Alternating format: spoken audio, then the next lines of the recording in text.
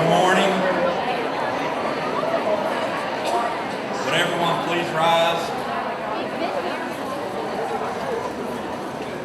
Will the Sergeant of the Color Guard please advance and present the colors of your country and your organization?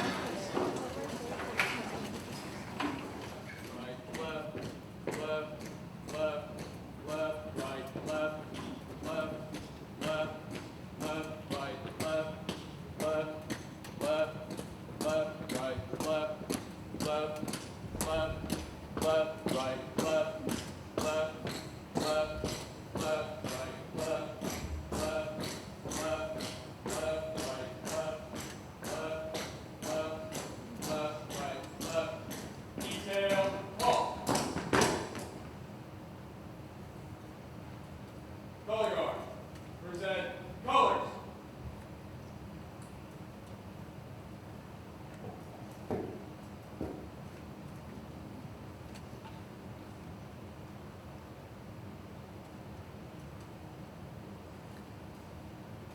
Left face.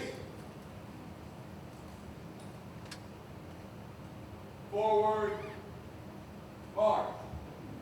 Left, left, left, right, left, left, left, left, right, left, left, left, left, right, left, left, left. I ask that everyone now join Laura Norris, culinary arts teacher for Pulaski County High School and the 2019 Virginia ProStart Teacher of the Year as she leads us in the pledge.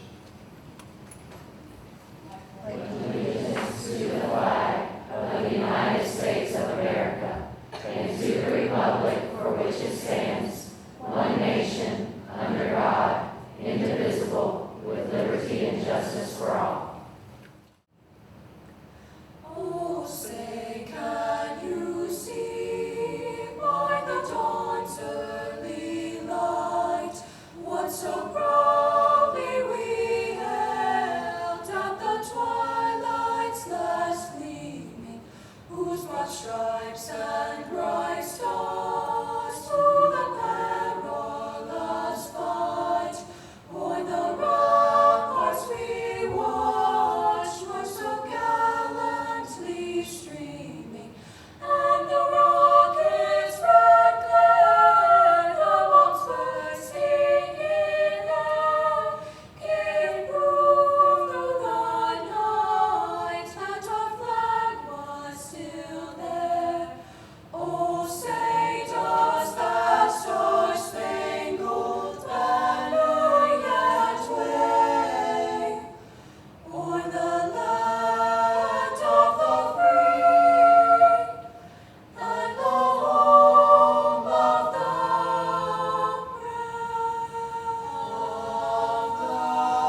brave?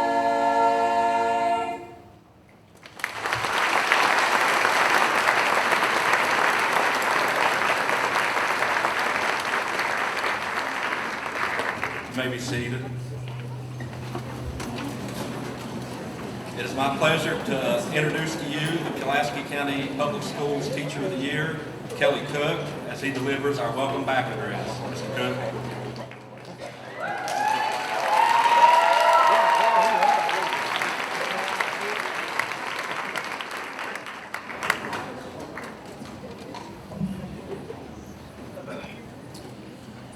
Thank you.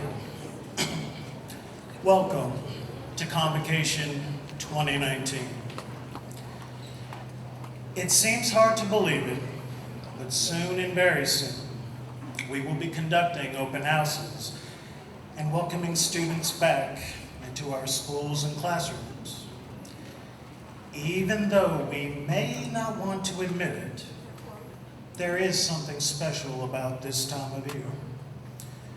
New beginnings, recharged enthusiasm, and for most of us, another chance to do what we've always wanted to do, make a real difference in this world. When I look around this room, I see some of the most compassionate, caring, and hardest working people in Pulaski County, teachers and students. However, Even the most compassionate and most caring and hardest working people sometimes need a little inspiration and encouragement from time to time. So this morning in my welcome address, I'm going to try my best to do just that. I want to encourage all of us to make the most of this brand new school year that is upon us. And more importantly, I want to remind each of us of exactly who we are. That special group of people, that group of persevering and life-changing people known as teachers and educators. One of the most famous teachers in history was Anne Sullivan Mason. Anne Sullivan, you will remember, helped Helen Keller learn to communicate, overcoming the barriers of being blind, deaf, and mute. Although it's been about 82 years since her death, Ms. Sullivan's words of wisdom and inspiration still resonate with all of us today. And they help us see what an essential and vital role we have in our communities and among each other. I want us all to remember that teachers are persevering. Anne Sullivan said, quote, "Keep on beginning and failing. Each time you fail, start all over again, and you will grow stronger until you have accomplished a purpose. Not the one you began with, perhaps, but one you'll be glad to remember." The true educator understands that who he or she teaches is far more important than what he or she teaches.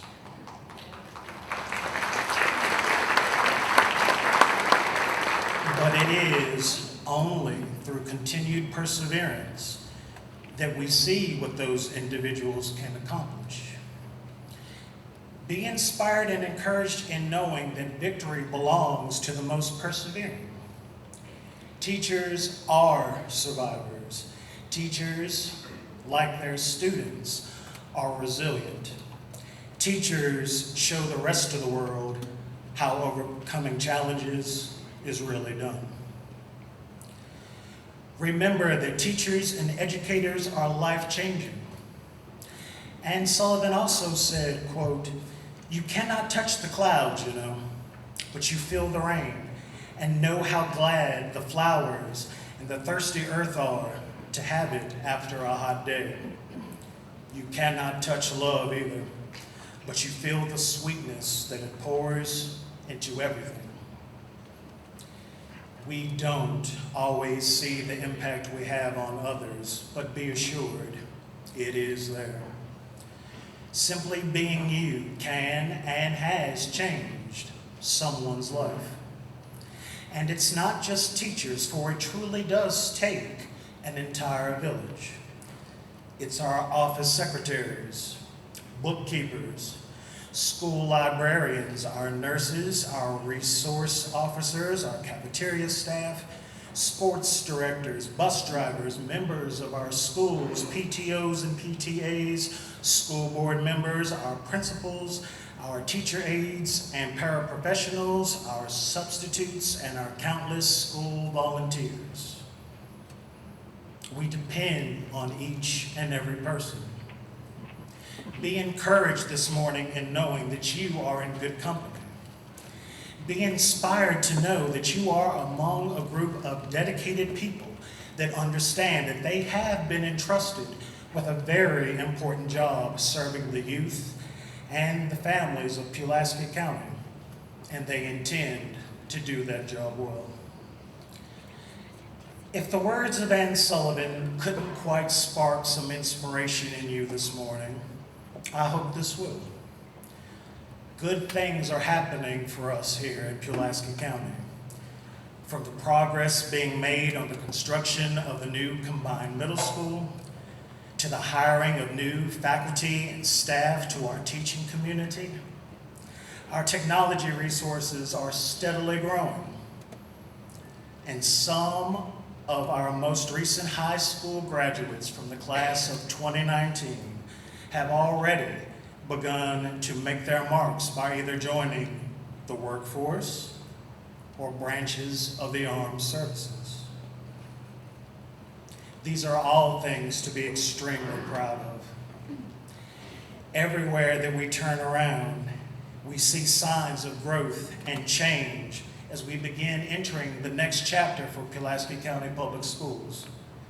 Take pride in the fact and knowing that in one capacity or another, we are all becoming part of this history-making event, and we have all somehow, some way, have helped to create it. I wish to leave you all this morning with a final thought. As cliche as it sounds, it's very true. Not just anyone can do what we do and be fulfilled and successful. It takes a very special person with a very special calling.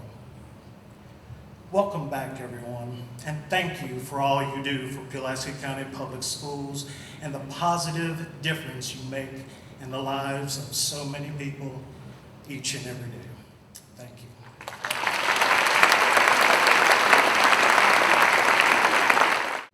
Good morning.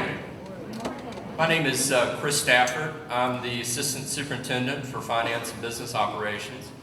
And I have the distinct pleasure this morning of introducing our school board members. For those of you that may be new to our school system or maybe not so new, just a little bit about what a school board is. These individuals are private citizens that are elected officials that are responsible for the governance of our school system.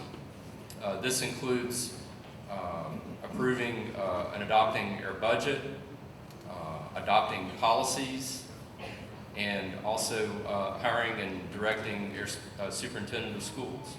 So these are very important individuals who, again, are citizens that are serving in a governance capacity for all of us. So without any further ado, let me introduce, first of all, our chairman, who is representing the Draper District.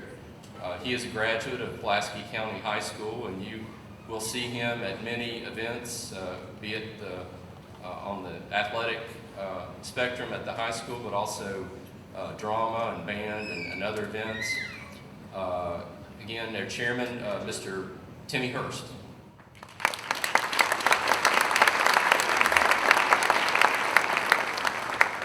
Next, their vice chairman, representing the Ingalls District, who is their longest tenured school board member, who, for some reason, he is going to be serving his final term with us, unfortunately. But he is a longtime local attorney and very much an advocate for the school system in our community from the Ingalls District, Mr. Mike Barber.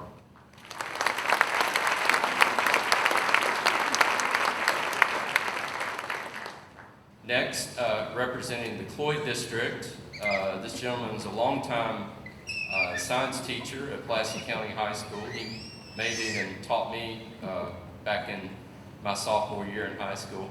I guess he must have just been really young. But he is representing the Cloyd District and is very much an advocate for our teachers and school staff, Mr. Bill Benson.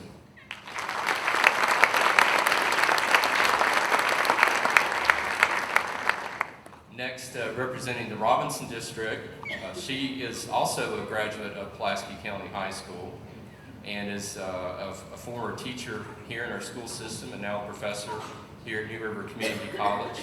Also very active as a parent and an advocate for our school system in our county, Dr. Paige Cash.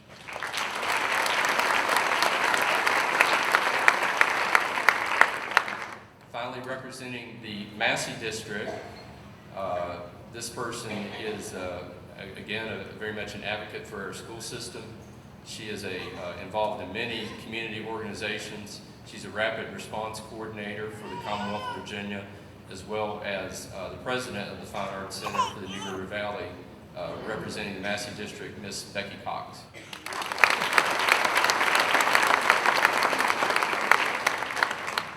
Finally, I do want to mention in the back, we also have some representatives from our county. We have Mr. Jonathan Sweet, our county administrator, and Mr. Michael Solomon, who is our economic development director. That was it. My name is Kevin Fowler. I am the band director at Pulaski Middle School and Double Middle School for this current school year. I am also a product of Pulaski County Public Schools, class of 2005. Up here on stage, you see the 7th and 8th grade band from the 2018-2019 school year from Double Middle School and Pulaski Middle School, plus a few high school kids that just can't stay away. We're going to play 3 tunes for you today. The first is called Acclaim March. The second is Dark Adventure. And quite fittingly and appropriately for what's going on in Pulaski County Public Schools, our last song is titled To a New Beginning. So this is the Pulaski County Middle School Band. To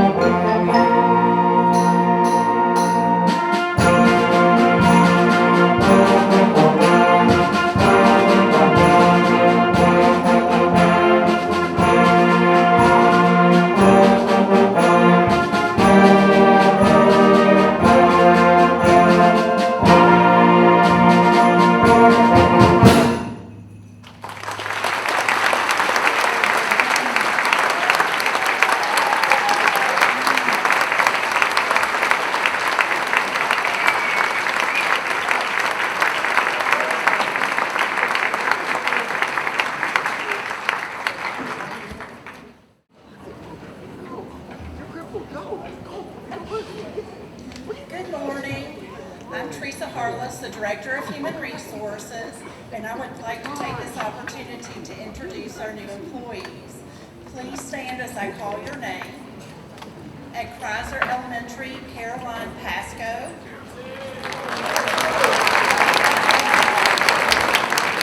And Clarissa Wheeler.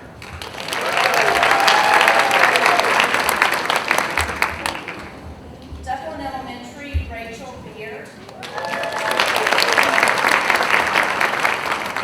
Tina Dehart. Ashley Fry. Tammy Olinger.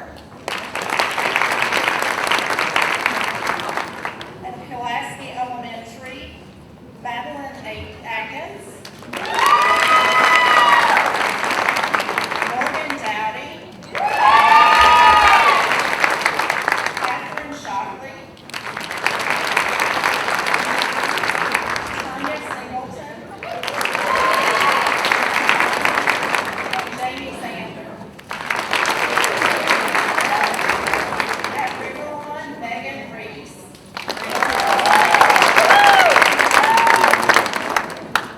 Dublin Middle School, Christina Legg.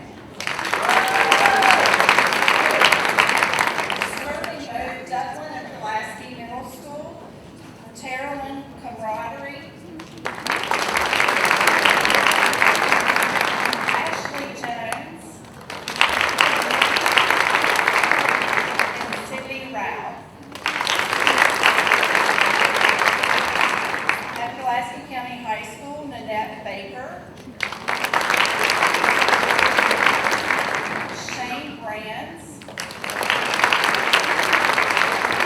Marla Gibson.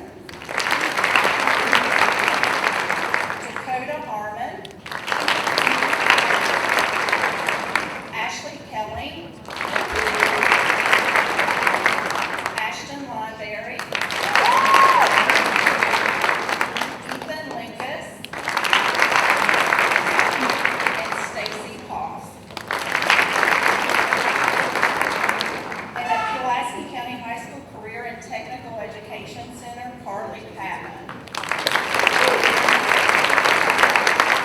Welcome, and I hope you have a long and rewarding career here at Pulaski County Public Schools.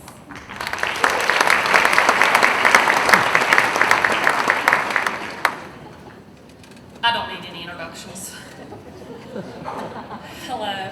I'm honored to have the chance to speak with you this morning as president of the PCEA. While I was preparing this speech, I was, in fact, very nervous. I was worried about speaking to a room this full of people. So I started thinking about exactly who was in this room with me. 10% of you I've already met at new teacher training, this being your first convocation. This is going to be the best PCEA speech you've ever heard. Your mind is, did I stand up for the appropriate amount of time when I stood up? Then I thought, I really want to wish those new teachers a great first year at Pulaski County Public Schools. You're worried about meeting your first students, decorating your room, and you're going to have an amazing first year. So then I thought about the other 10% of you, the other side of that spectrum. You're all leaned back in your chair right now, sipping your coffee, big smile on your face. You talked to Horace Mann just a few minutes ago. Your finances are in order, and this is your last year of teaching. You are counting down those days to that sweet, sweet retirement. It's 198 days if you haven't started counting, and hopefully there's going to be a snow day in there for you. My wish for you is a wonderful last year. I hope you get to enjoy your last first day, your last field trip, and all of those beautiful lasts. And I just want to personally thank you for the years that you have given to our students in Pulaski County. So, that leaves the other 80% of us in the room, somewhere between year 2 and 32. You also have a lot on your mind, like, I hope this convocation ends soon so I can go stuff folders and write lesson plans. Why are the slip trips and falls videos due so soon this year? Or is Paige Weaver going to return my call so I can get into power school? Or maybe like me, you're preoccupied thinking about your own child going to school. See, my daughter's going to be starting school with Pulaski County Public Schools this year, and I can think of no better place for her to get a first-class education. Maybe you're in a season of your life where your mind is drifting to your parents, your spouse, or your siblings as you help them face challenges. My wish for you, for all of you in this room, is to have a wonderful year with Pulaski County Public Schools. I hope your year is full of the aha moments, light bulbs turning on, meaningful conversations. I hope that you make a difference in a student's life this year. I hope this is your very best year of teaching yet. After thinking about how valuable all of our time is, I decided that I would not drag this speech out. I would only talk about the things that PCEA feels are very important and we really want you to hear and know. I'm only going to talk about two things today. First, I want to take a moment to talk about our victories. For several years, PCEA has advocated for pay increases and/or step increases for all educational employees. Last year, we got you both. Higher pay.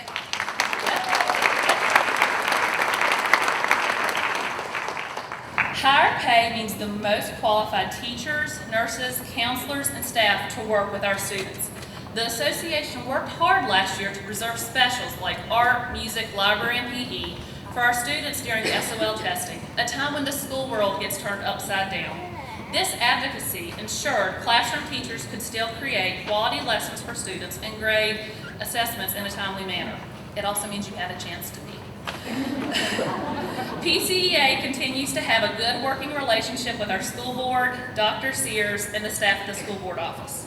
We meet with Dr. Sears monthly so your voice can be heard and we can address concerns and plan for celebrations.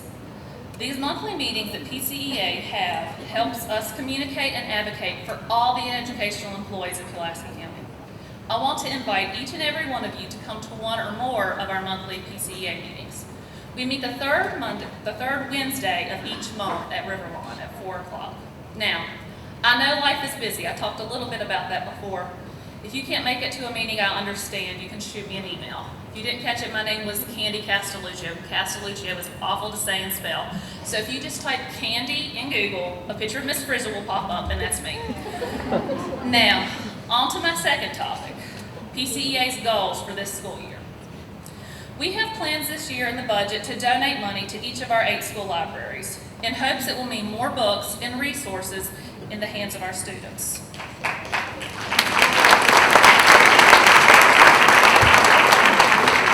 We also have plans to donate money to the teacher cadet program at the high school. In the past, we have given a scholarship selecting one student.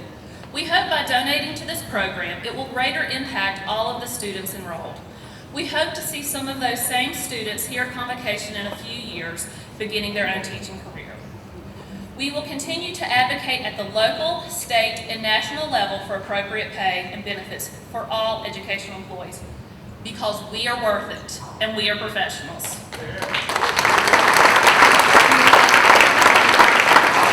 Even with a generous 3% in step increase, we are significantly below the state and national pay for teachers. I want to personally invite you. Yes, we know you are super busy. Yes, we know you are overscheduled, but we need you to join us in Richmond on January 27th. We need you because children do not get a chance to vote. We must be the voice for the children, and no one is more qualified to do that than us. January 27th is a flex day on the calendar this year. Last year, over 2,000 educators marched the steps to the Capitol in Richmond. PCA, VEA, and NEA are issue-driven and party-blind. What unites us all is doing what is best for the children, and we must not let politics divide us in our efforts, so please save the date. The Red for Ed movement is real, it's powerful, it's growing, and it is getting results. Please consider to save the date and join us in Richmond, January 27th. I could go on and on about goals that we will be working on this year, but I just want to mention one more thing. PCEA has participated in training this summer on restorative justice.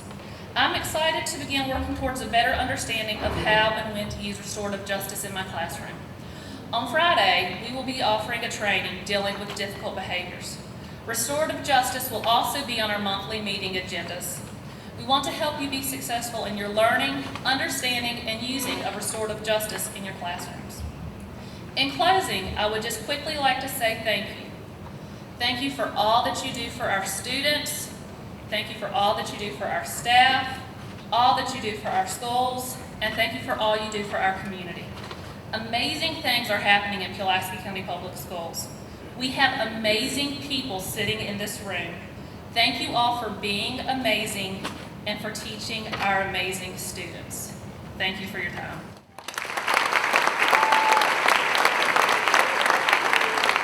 Everybody ready for back to school? Yeah? Well, we have some students from the middle school, from the drama club, that maybe would rather be Marty McFly, and instead of being back to school, they want to go back to summer.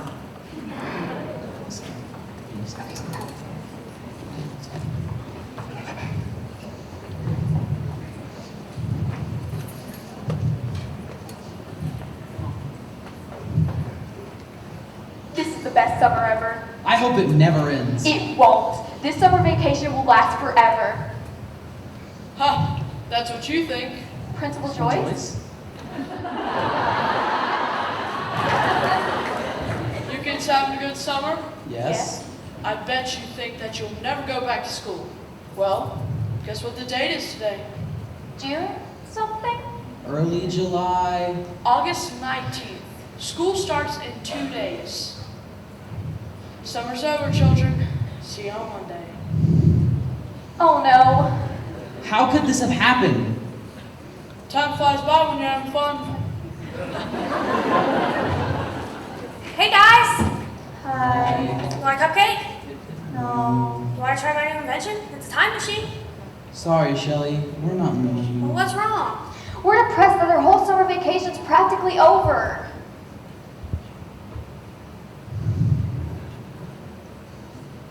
Well, I mean, we could use this. A time machine? Yeah. You built a time machine? Yeah, I used all that stuff I learned in Mr. Croft's class and turned my mom's iPad into a flux capacitor. Want to see how it works? Of course. Could we use it to go back to the start of June? Sure. Okay. Then let's do it.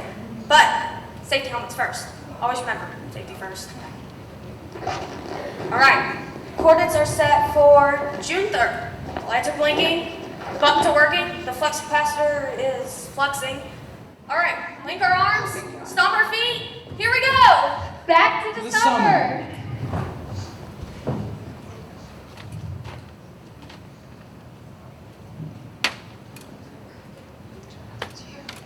What? It didn't work? I have no clue. Mom, I'm practicing being a superhero. Well, use your superpowers to take out the trash. Okay. Whoa. I think it worked. Hey kid, what's the date today? June 3rd. It worked. My time machine worked.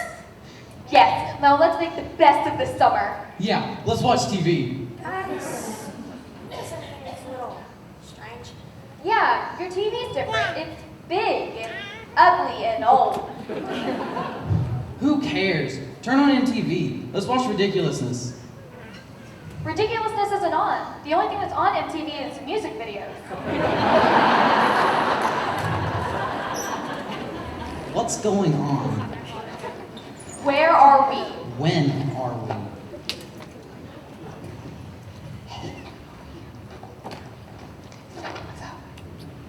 It doesn't make sense. If your TV's old, are we in the right house? I don't think we're in the right time period. I think we're in the wrong decade. Oh no. How can you be sure? Oh my gosh, we're in the 80s.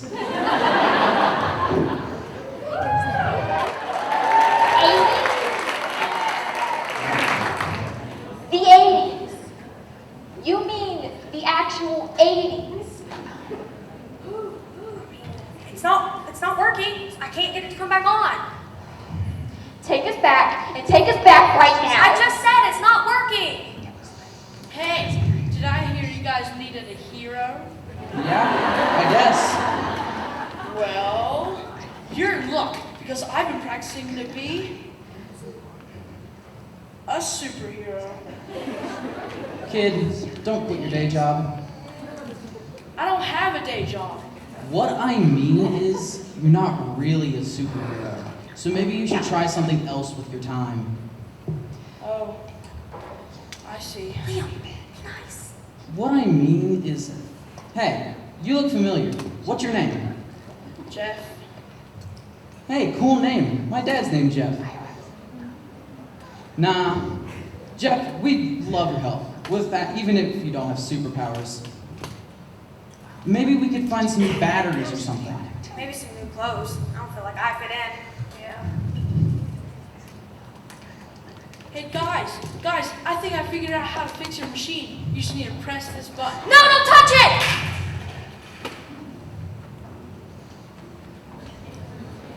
Oh no. What have we done? He's busy traveling in time. Jeff Nathan Johnson, get in here right now! Jeff Nathan Johnson. That's my dad. That kid is my dad. Correction. That kid was your dad. Now he's back in time somewhere. But where did he go?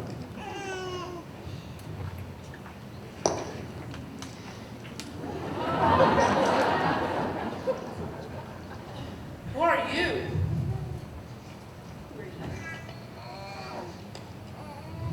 Where am I?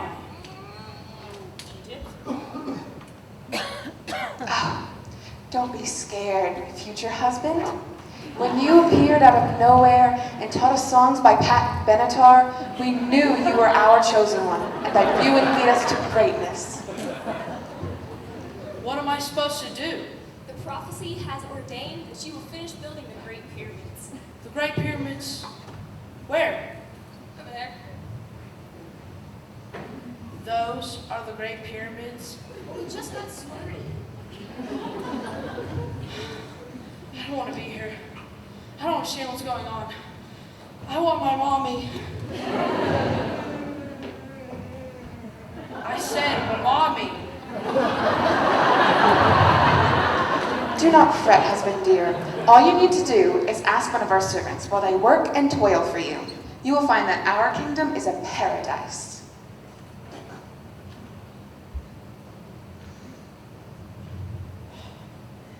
Do you have video games? I don't even know what that means.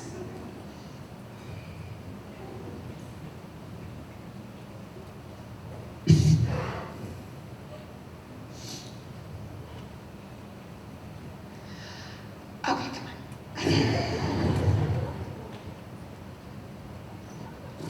I'm tired of toiling and building under this new pharaoh's command. What makes him so great? Stupid box. I don't see what the big deal is. Ooh, what's this button do? No, don't touch that.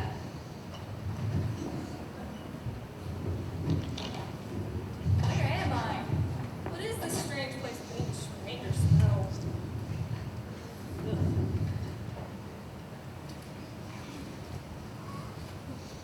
Wait, where are the pyramids? And I was building That those. smell of Pulaski. Wait, we're not in Egypt. No, you're in the century of America. America? You know, land of the free, home of the brave. Free? As in freedom? I'm finally free? I don't have to work or toil ever again. Thank God.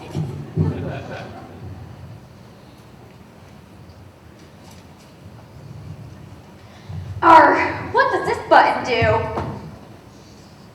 Whoa.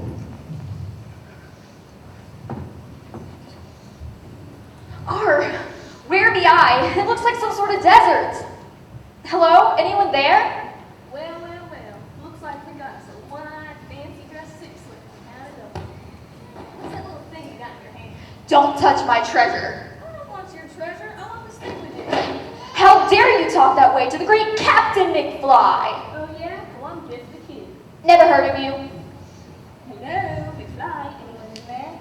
Now give me this thing.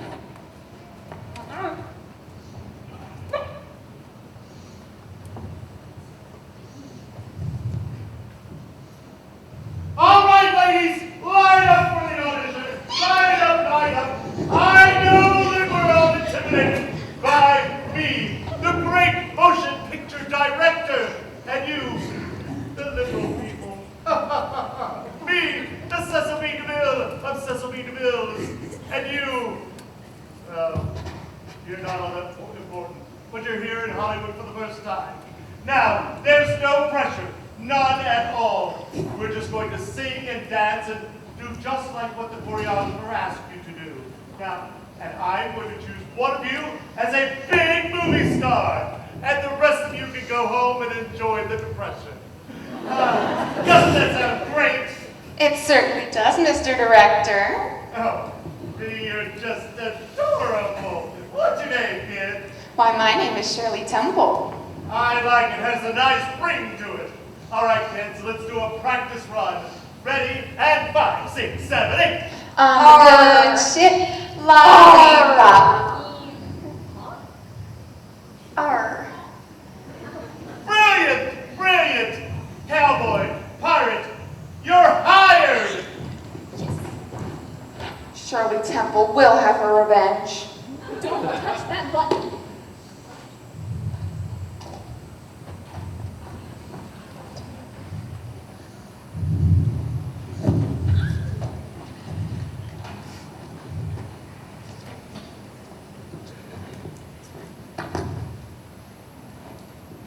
Its number. It's in here somewhere.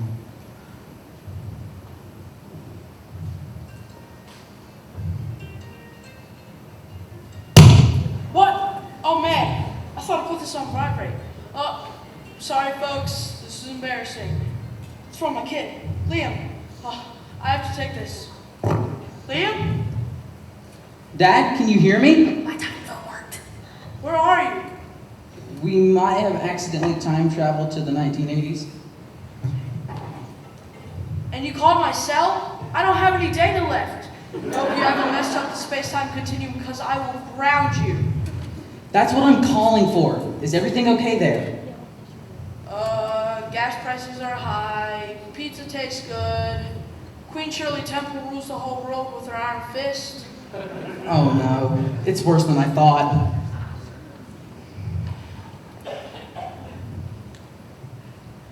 Hello?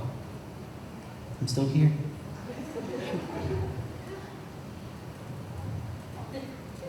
Will you?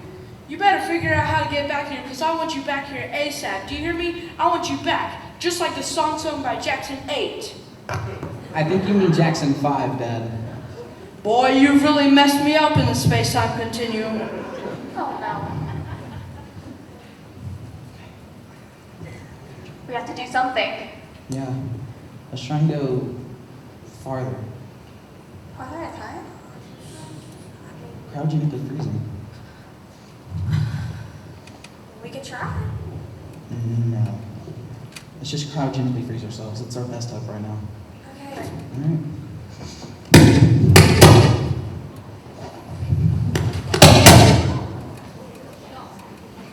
What's this? A cryogenic chamber from the 1980s? It says, do not open until a time machine has been invented. I better freeze these poor young people immediately. Brr, so cold. Welcome to the future. The year's 2072. Oh dear. You don't have a time machine we can use by any chance? You're in luck. This won't take you anywhere to go. Cool. Did you build it yourself? No, I'm the richest person on the planet. Thank you, Mr. Beaver, but you can call me Justin.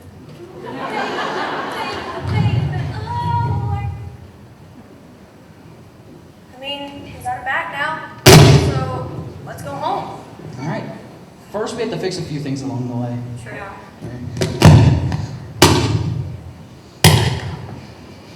Everyone ready?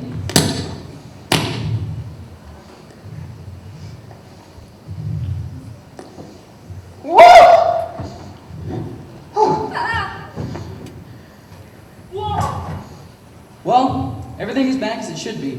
My dad's back in the 1980s where he belongs, and everyone else should be where they're supposed to be. I guess everything is back to normal. If only there was a way we could start this whole thing over again. Wait! I know! Let's do the time warp again.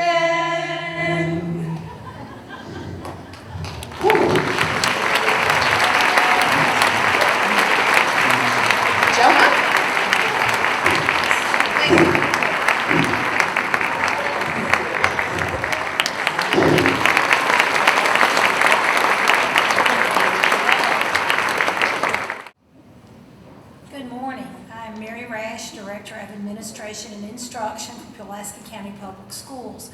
Welcome to Convocation. I was joking with someone this morning. I said, I think this is my 39th Convocation, but we really didn't have them 39 years ago. We just started school. So this is a great way for you all to come together and be together as a division and just start this year off in a great new way. It's my pleasure to introduce to you all today our guest speakers.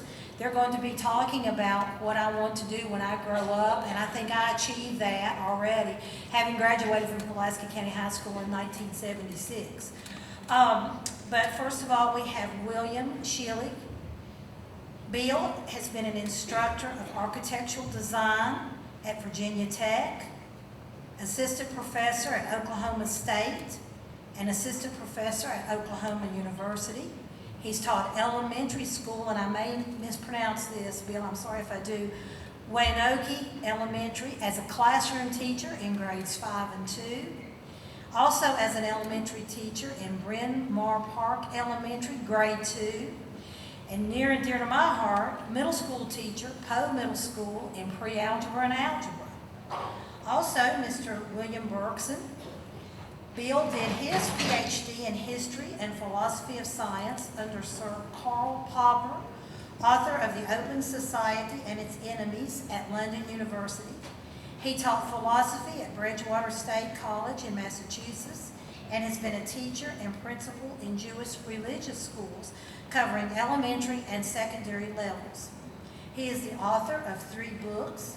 His articles on education standards have appeared in Education Week and Phi Delta Kappa. Gentlemen, thank you for joining us this morning and helping us understand what our children want to be when they grow up. Thank you. Thank you very much. Good morning, ladies and gentlemen. My name is Bill Schillig, and I'm here with Bill Berkson. Originally, I thought I was going to be among 5 or 6 or maybe a dozen faculty members. As soon as I got the program, I called Bill up. I said, Bill, I think we got to wear a coat and tie. Anyway, I wanted you to know something. You see that? We support Agnes. How many people there support Agnes? Come on. Nobody? Oh my goodness gracious. All right. We're from here from Fairfax County, Virginia. Both of us are retired teachers, as noted. Our being here is really a happenstance. I happened to attend a recent awards program at Pulaski High School and presented a scholarship award named for my wife, a Pulaski High School graduate of 1964. By chance, I sat next to Dr. Sears, your superintendent. We started talking about education. What else would we talk about? Innovative changes that were filtering through the political environment, and I found out that Pulaski High School was experimenting with some of the changes that Bill and I have been formulating and presenting to our school board up in Fairfax County. We're in the process of formulating a structural change model from elementary through college education. We're invited here, as I mentioned, by Dr. Sears, and I hope we do well. Right? We're a little bit overwhelmed and a little bit scared. Okay. Bill?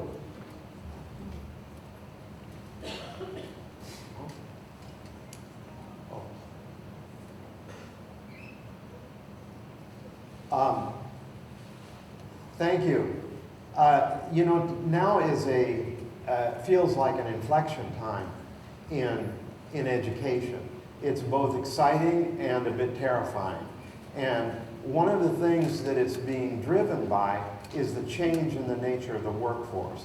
So I wanted just to start with a little glance back at history and the challenge it poses to education today.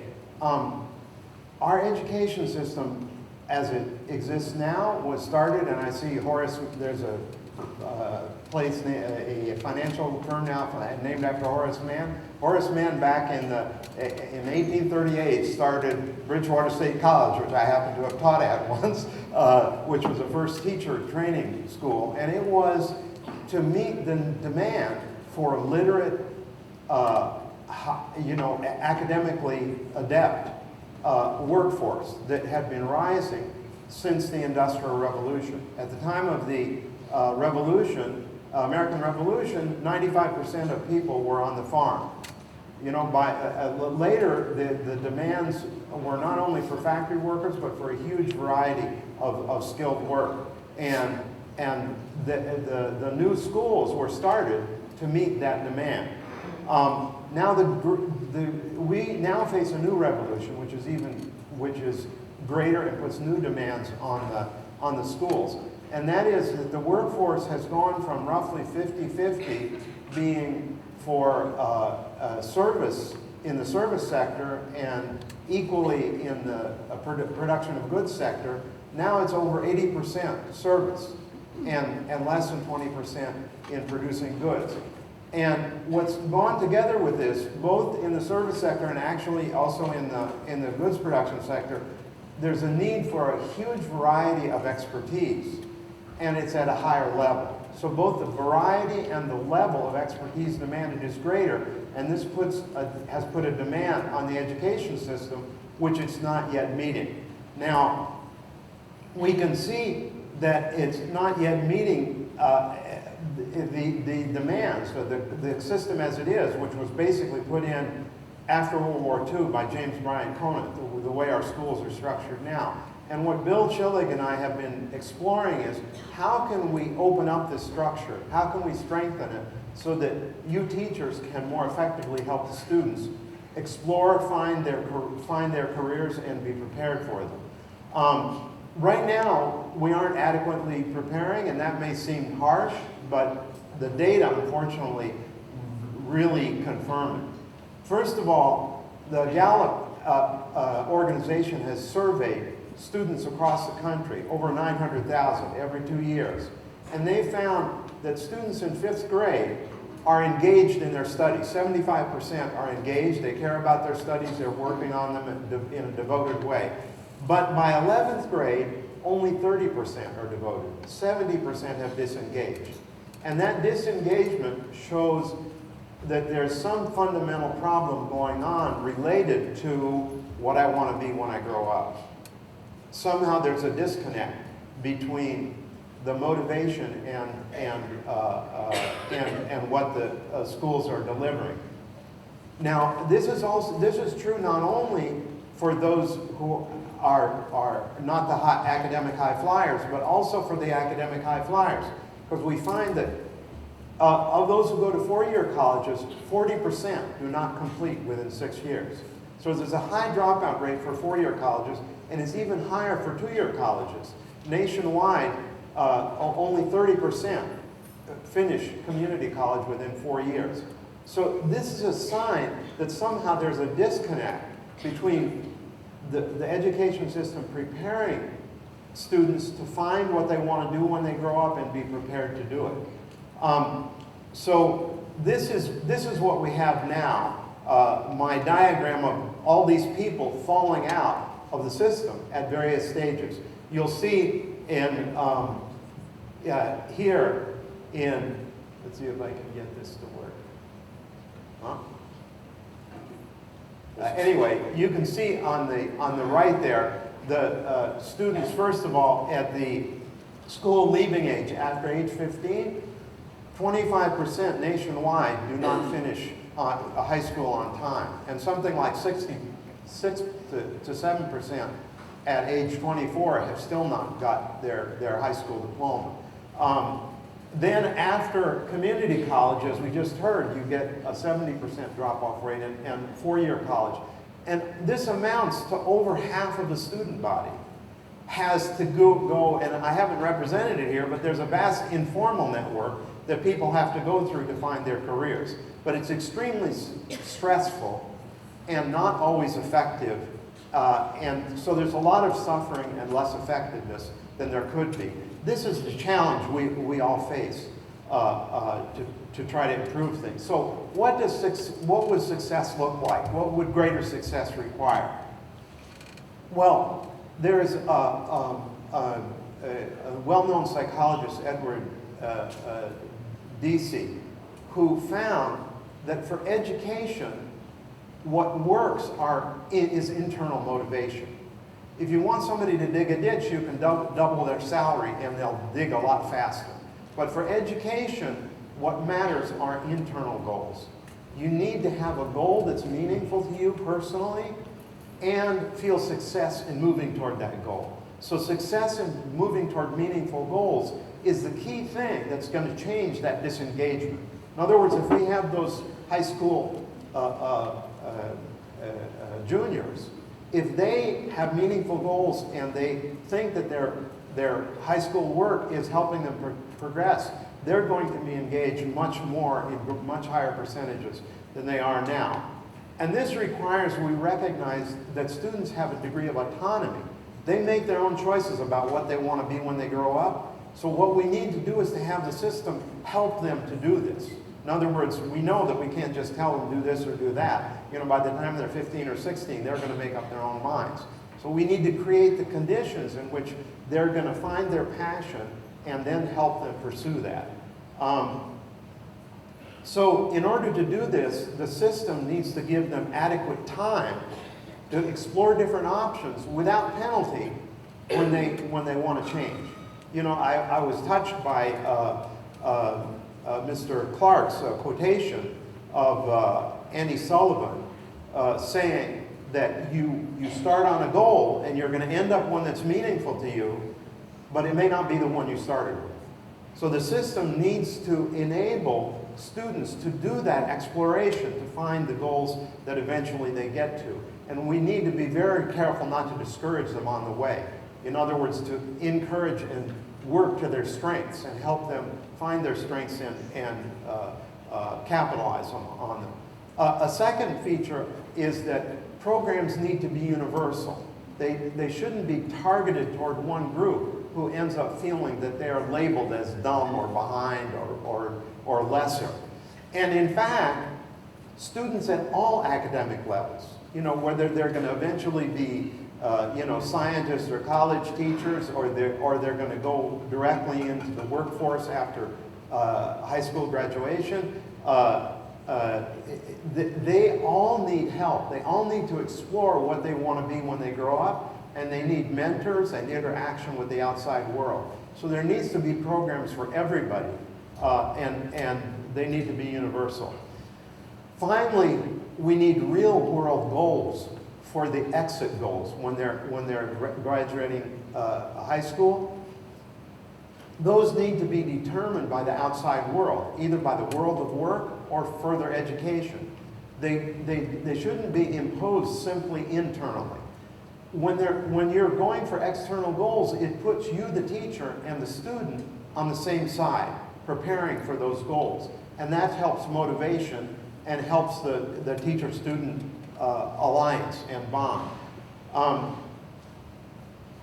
Currently, unfortunately, we lack the capacity, we lack the time and the resources to prepare options and to prepare well for diverse exit goals, very diverse. You know, there's not one thing, career and college ready, as if it were one thing.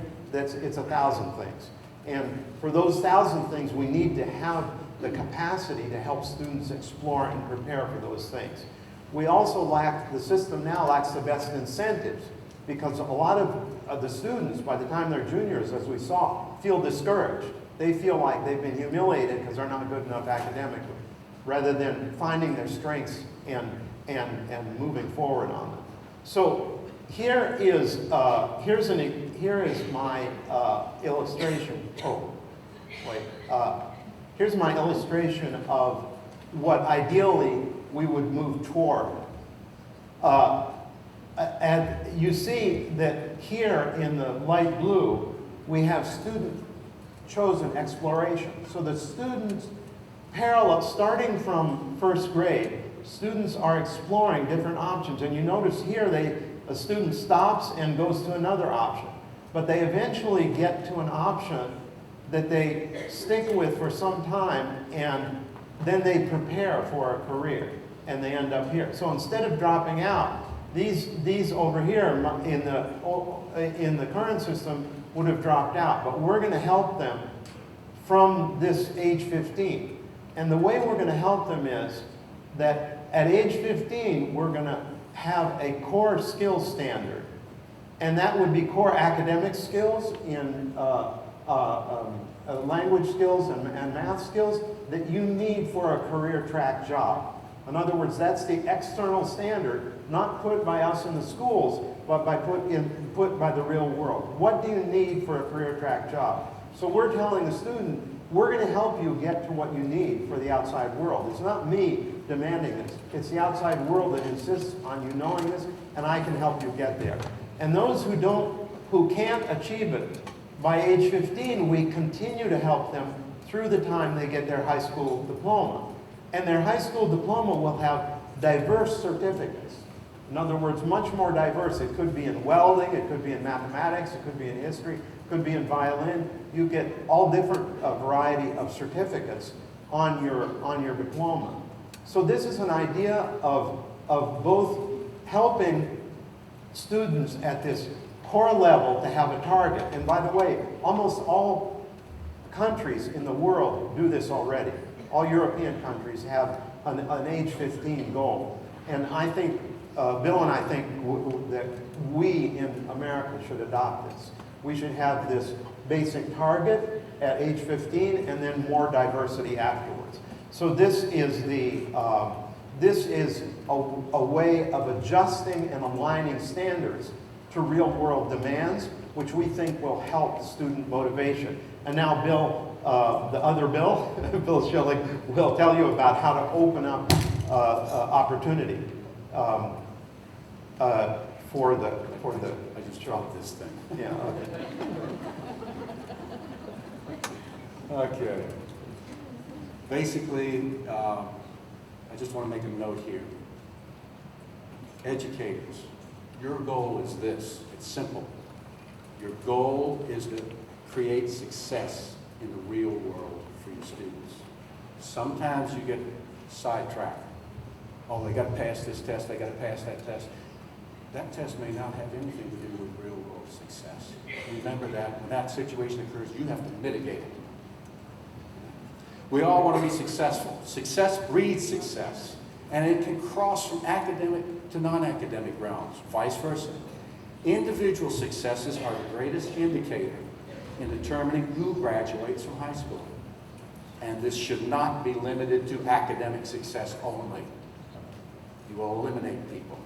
Teachers of elementary school are attuned to look for successes with their students as soon as they come in, and they celebrate them. Virtually all successes at the initial stage have to do with behavior. Johnny, you did a great job of putting the blocks away. Success for that child. The teacher recognizes it. That generally transitions to behavior in projects, for projects alone. Wow, look at the colors Sally used in that drawing. Sally feels good. That's a success. You've got to celebrate successes because it crosses from academic to non-academic and vice versa. Eventually, the main successes in today's schools are limited to the academic realm. This is a mistake. Students will have lost the opportunity to have non-academic successes in school. Remember, real-life experiences where your desires and passions reside are the home of final successes. That's the success you want in your life. With academic and non-academic realms of learning in school, we increase the potential for success. Without some kind of success, life is just existence, and students drop out. Adults drop out. Misdirection. This is a little bit about a young lady called Clark, a young girl who grew up in rural Illinois, who had a passion for looking at and reading fashion magazines. That's all she did. She loved that.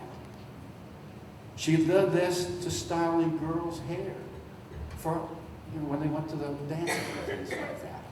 Right? Her parents were professionals who had attended college successfully.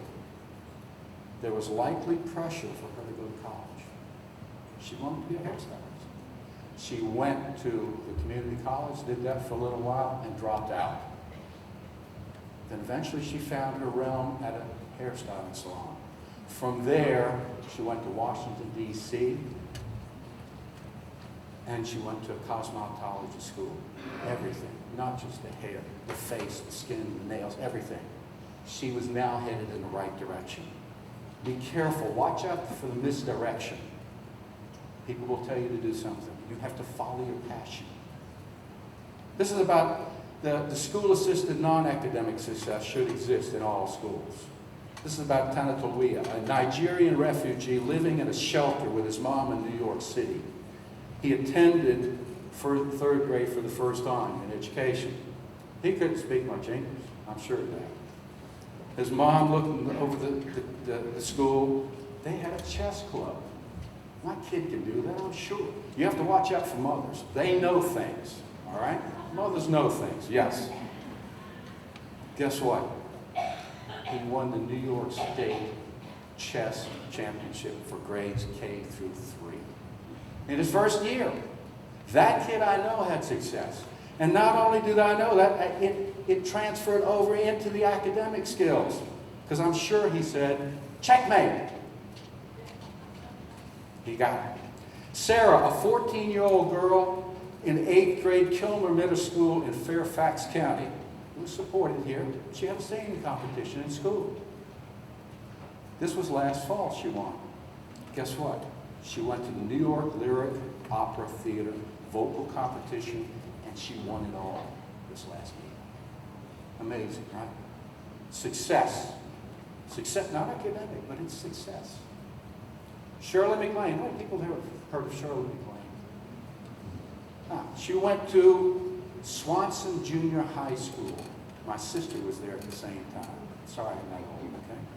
Her first attempts appeared on the school stage were clumsy and awkward, and she literally fell the first time, got herself up, dusted herself off, and continued. School-supported activity. Unbelievable success. It wasn't academic, but there was success. Different learning styles. Smart, but learning disabled? How can you be smart and be learning disabled? That's not possible. John had difficulties with slow processing speed and audiovisual integration. He had a neurological disorder causing him to fall asleep in class. I could fall asleep in class without this disorder. Depended on the teacher, of course. He was labeled learning disabled. He tried to switch into the automobile repair course at Washington Lee High School in Arlington, Virginia. After watching several monster garages, he became enamored with all kinds of things having to do with automobiles. We cannot predict what will turn a kid on. With him, it was the Monster Garage videos. If we only limit them to certain things and we don't go outside the normal realm, we might not find things like that.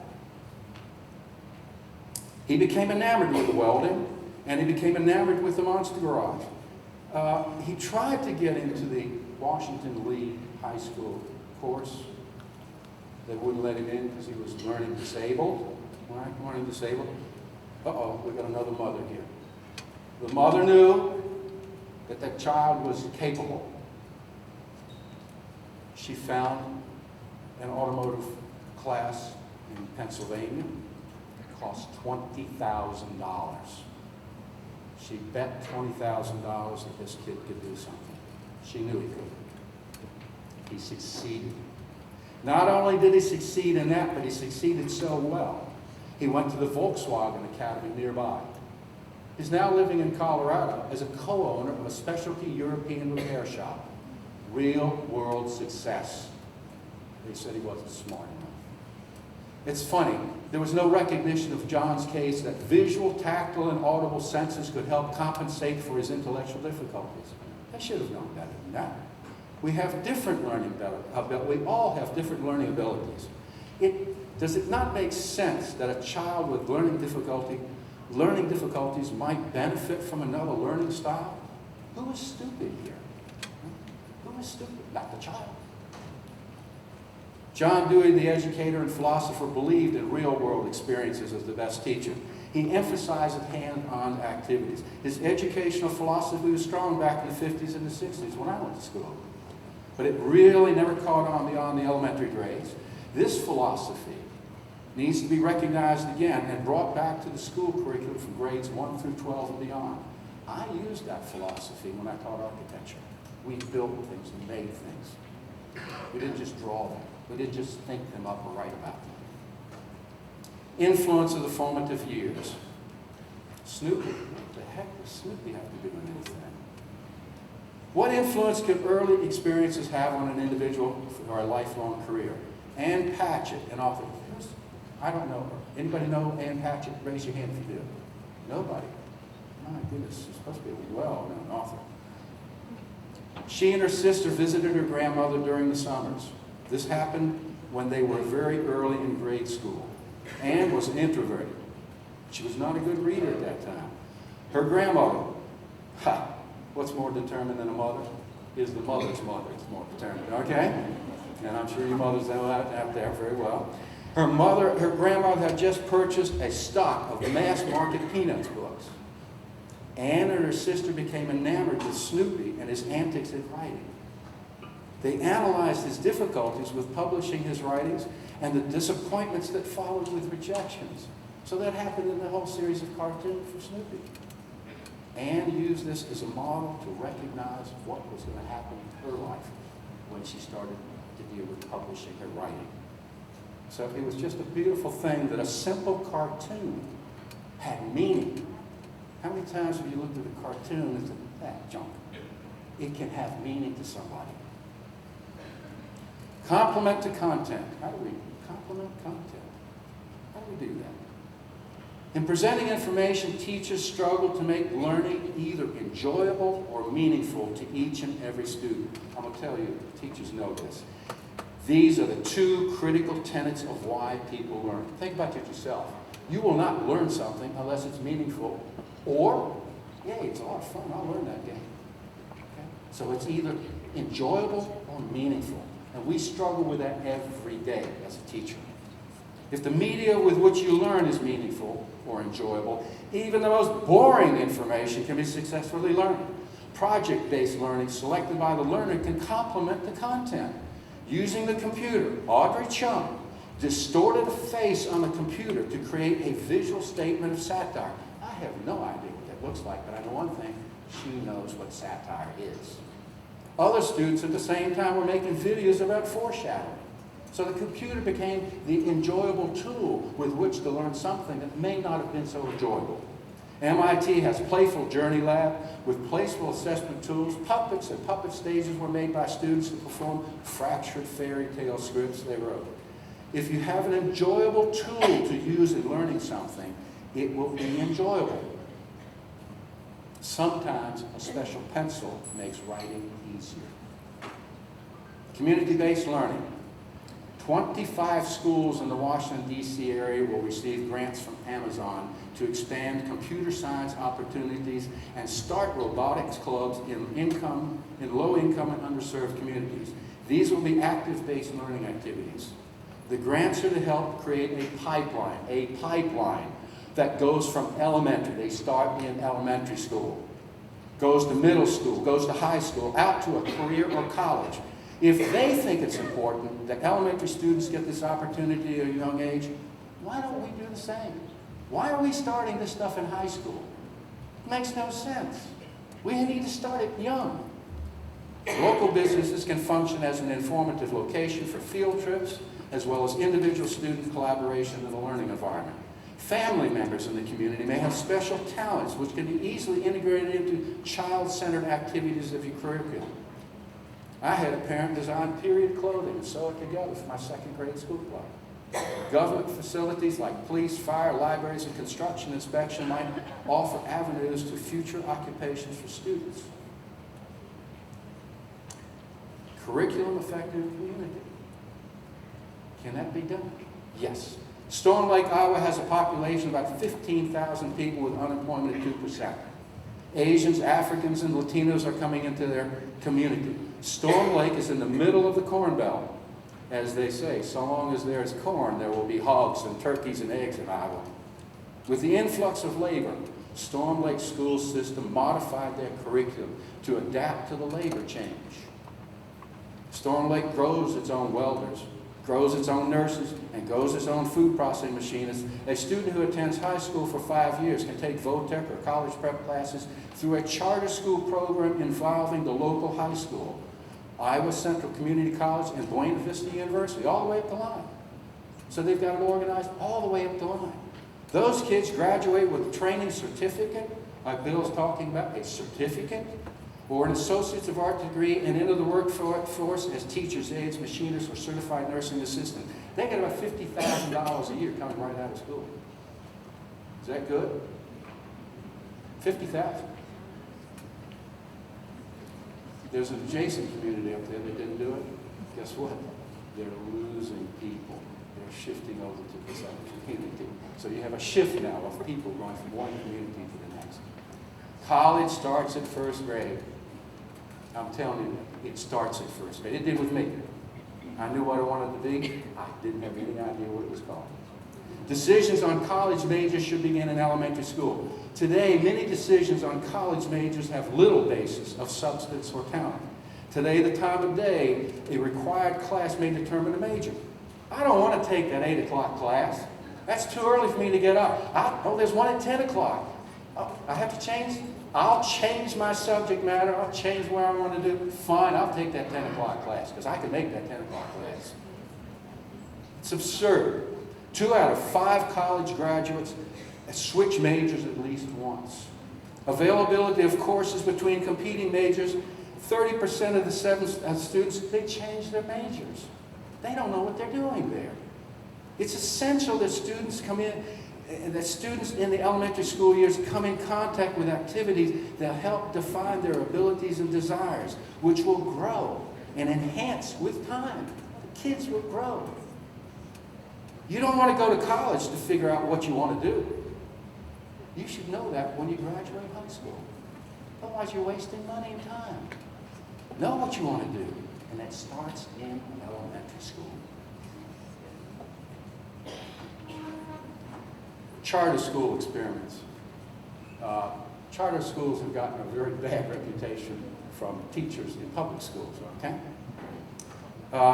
With the advent of charter schools, there was belief that a range of educational techniques and curricula would take place, with the most successful moving back into the public school system, thereby creating a more effective educational structure. Guess what? To date, there is but one change that they did that appears to have a positive outcome, and that's being increased time for the educational day. They figured out if you give teachers more time and you give school more time, we can do a better job. And we can. There's a diagram that's coming over my head. This diagram is called the extended day platoon teaching. Red button. The extended day platoon teaching structure. The diagram shows an attempt to increase the capacity for time and access to the real world experiences to help students explore, research, and prepare for career options without dramatically increasing the cost of education. I know the first thing comes to the administrators, how can we extend the day? It's going to cost a fortune. We got to hire more teachers, we got to hire more this, we got to hire more that. No. You don't have to do that. What you have to do is restructure and use the personnel that you have and give them more opportunity. If you look here, if I can work this machine, where am I? Yeah. If you look here, the core education activity occurs early in the morning, stops at 12, all right? This is the group of people that has to deal, these teachers have to deal with all the tests, okay? They have to deal with all the tests. I'm not changing that, except for one thing. This happens in the morning. It gives you full 4 hours. When I taught 30 minutes. Somebody else came in. Oh, you got to come to my class. The kids had to move out of there. We were in the hallway, and then they come back again. I spent more time in the hallway with the kids than I did teaching them, moving them and shifting around. I've got them for a full 4 hours to teach mathematics, reading, writing, history, and science. And obviously in the middle school, that still would be the same realm. 4 hours. What happens is this. Once I do that, if you can see this word up here, remediation, I know every teacher in here would like to say, I just need more time to teach that kid. And you do. There are kids who are not all up at this level, all right? So the issue is real simple. For every day a child falls behind, it takes 2 days to catch them back up. So I'm teaching here, I have 2 hours that I can go ahead and say, I can pick a chair, and those kids that didn't get it that day. They come in either as a small group or individuals, and I can work with them for 2 hours, and they are not behind them. Our critical goal is don't let them get behind. We do that, and we can't get them out of the hole. All right?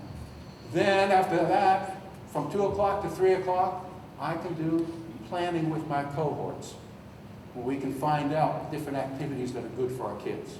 All right? I'm done. I am now done at 3 o'clock. I've put in my 7 hours. That's about it. We have 7 hours, right? But I came at 8 o'clock. What's happening here at 11 o'clock? Planning time. What are these people here in blue? Huh? What are these people doing here? Guess what? School specialists. You got a lot of them here, right? We've got reading, music, PE, counselor, nurse, librarian, art, computer, ESL, and you've got other resources within the school, right? They come at 11 o'clock. I talked with the librarian. She said, please do this. I want to come in at 11 o'clock. There are people that like to sleep late in the morning, or they like to go, oh, I can go to the store and get all the shopping done in 30 minutes. And then I can go take my time, and I'm at school for it. And they go from 11 o'clock all the way around to 6 o'clock. The school, that's 10 hours for kids, but it's not the same activities. You can't keep kids in a room for 10 hours. That's called prison. Right? What happens in this area is unbelievable. These people start to create centers. Centers surrounded by their activities or their ability. So the reading teacher might have the library or something like that, and there's tons of books there, or the librarian, the same thing.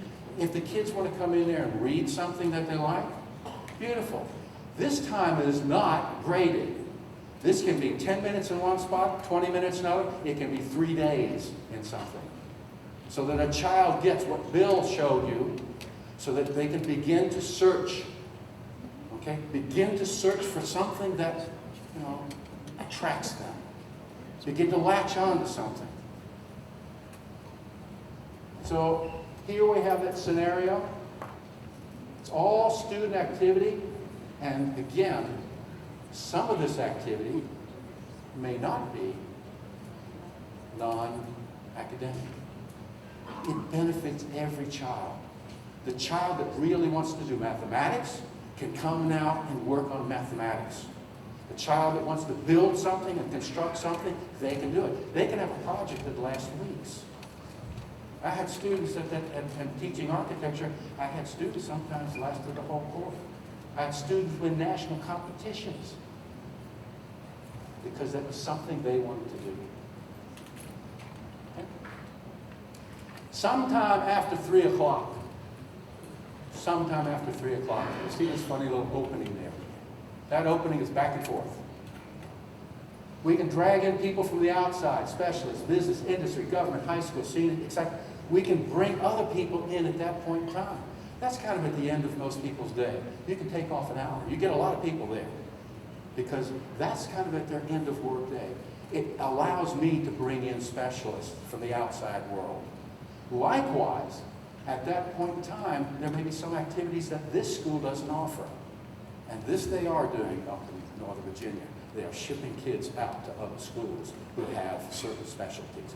Primarily academic. Primarily academic. And again, as I said, academics is good, academics is needed, but we need to create worlds of success.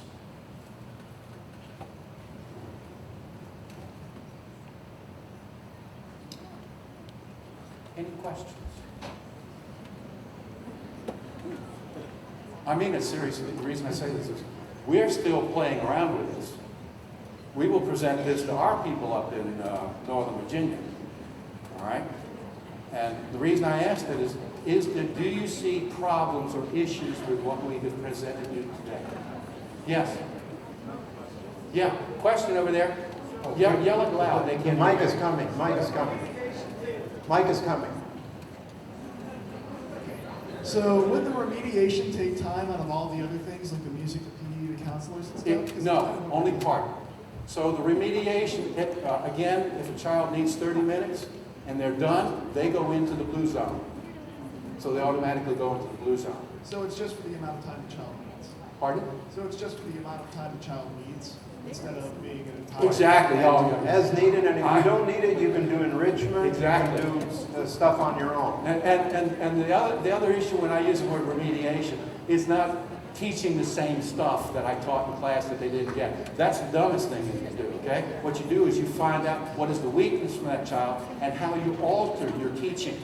So it gives me as a teacher the ability to go ahead and use other alternate methods of getting to that child's understanding. You don't get a kid that didn't do it in class and you give them the same junk as you got it. You don't. You find their learning. You find their ability to learn. Just like the child that could learn to put the automobile together, it was different. I mean, we only have the students with questions. My goodness gracious, I can't believe this. Come on, teachers. Tell us we're wrong. Tell us we don't work. Tell us something. I'd also be interested in the challenges that you see that we may have not touched on. You know, what you think is the challenge of preparing students. Yes, please. Could you?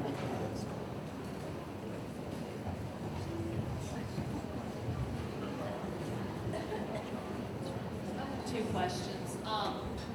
Does your school day thinking about attendance for our students and our students who work after jobs and do sports, is the school day still 8 to 3 for students? Yes.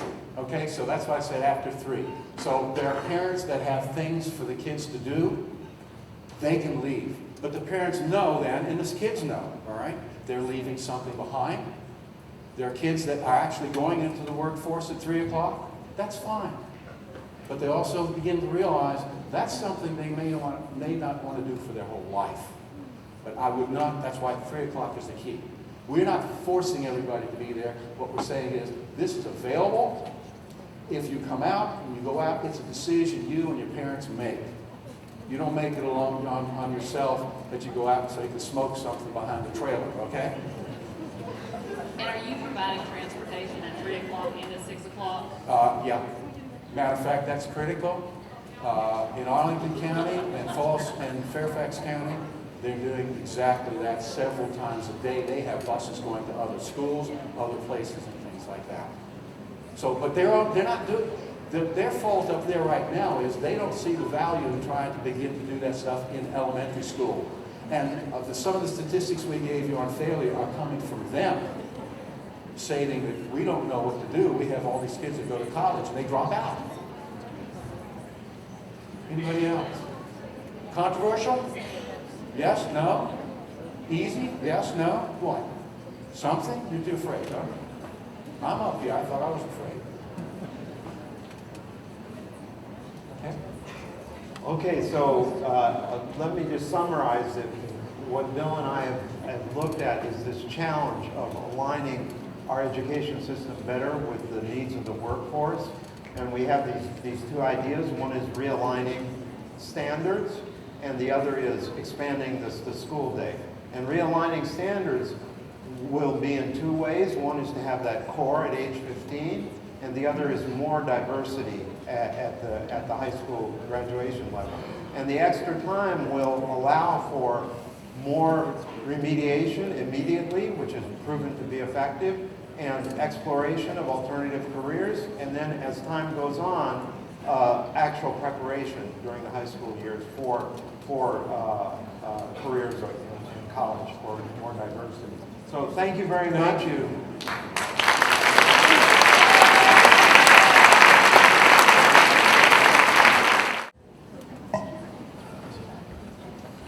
Thank you, Bill and Bill. Can we give them another hand, please?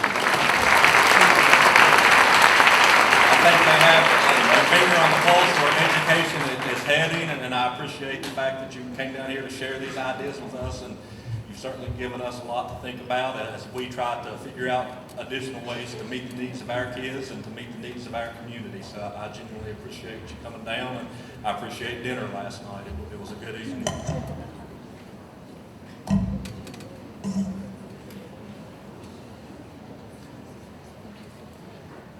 Good morning and welcome to the 2019-2020 school year. I hope that each of you had a great first day back and that nobody's already started wishing for snow days, although I think Candy already mentioned it, so that tells us where we are mentally.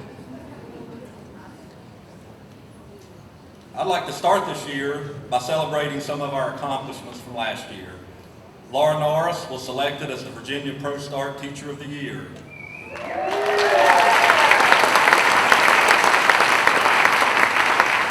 PCHS senior Grace Boone became the most decorated track athlete in Pulaski County history after winning 9 state titles.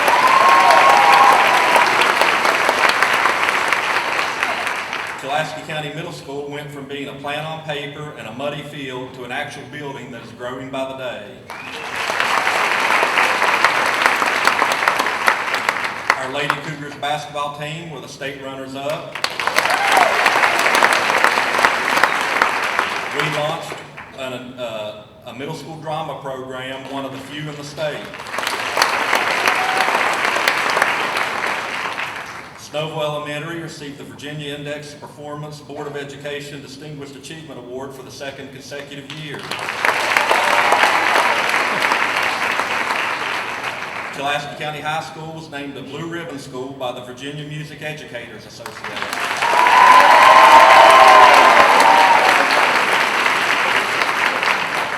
And finally, thanks to some tough budget decisions and a lot of meetings, we were able to give all employees at least a 3% raise.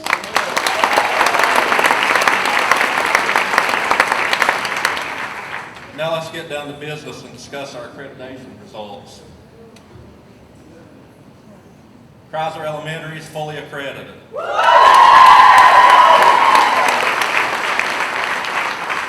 Dublin Elementary is fully accredited. Pulaski Elementary, fully accredited. Riverlawn Elementary, fully accredited. Snowville Elementary, fully accredited.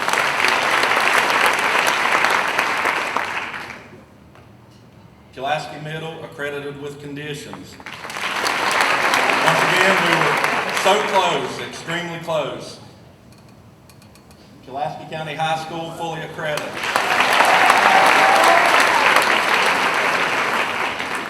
Now, there were a number of positive points from this year's data, and here are a few that jump out at you when you take a look. First, Kreiser Elementary regained accreditation. Dublin Elementary achieved at level 1 on all indicators for the 2nd consecutive year. Pulaski Elementary has significant growth in their students with a disability test in English, moving from level 3 to level 2, and math, moving from level 3 to level 1. I'd just like to add that Pulaski Elementary was the only school that saw growth in special ed in both subjects, so that is extremely great accomplishment. All of you should be proud of it. Riverlawn Elementary has significant growth in their science scores. Snowville Elementary achieved level 1 on all school quality indicators for the 2nd consecutive year. Dublin Middle School moved from level 2 to level 1 in reading scores for African American students. Pulaski Middle moved from level 2 to level 1 for African American students in math, and from level 3 to level 2 for special education students in math. And Pulaski County High School moved from a 23.37% of the students being chronically absent to 16.71%, which is a 28% reduction in 1 year.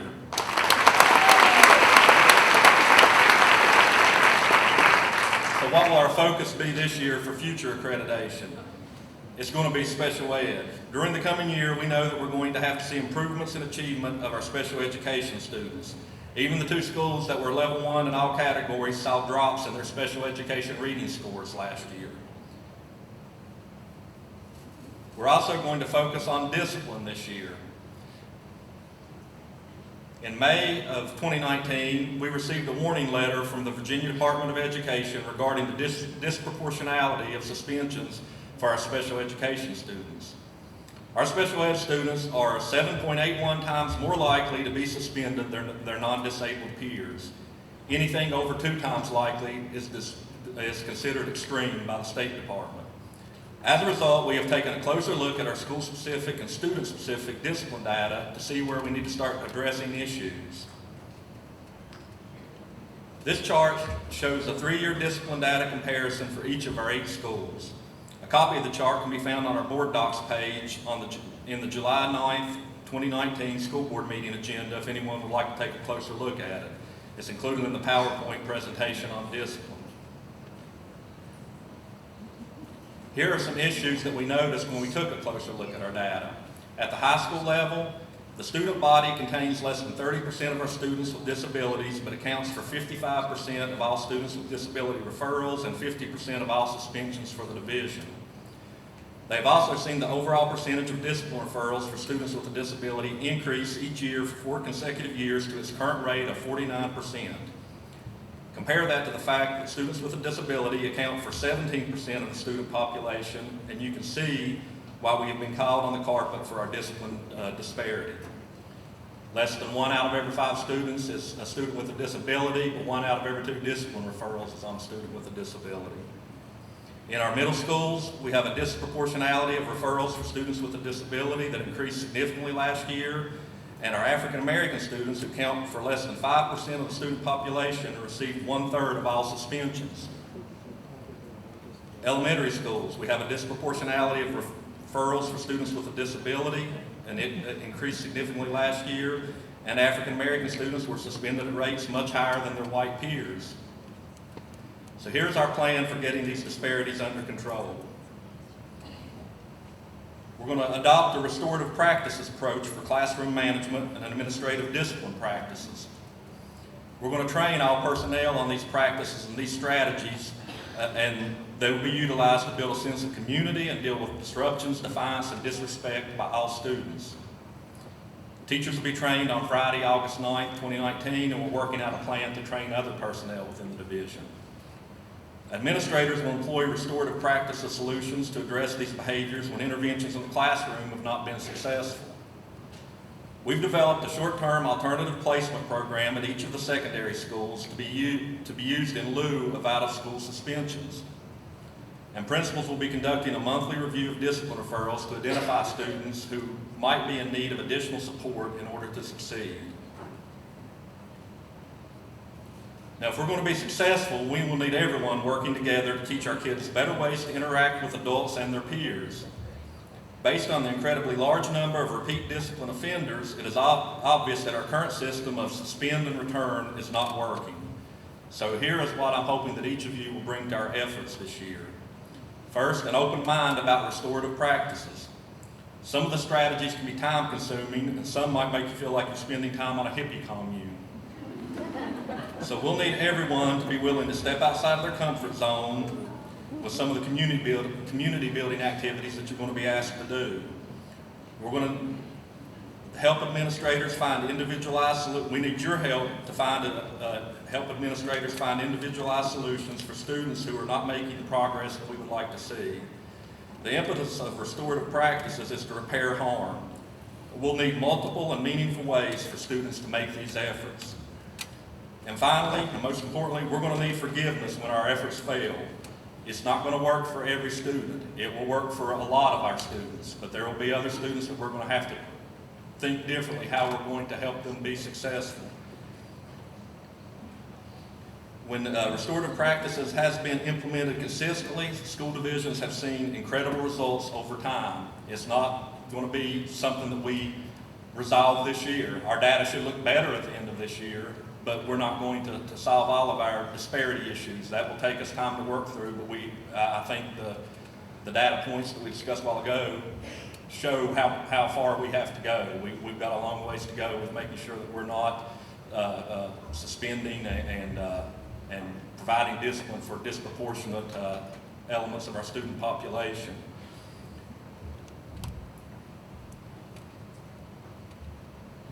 Now, to wrap things up, we have many expectations going into the current school year.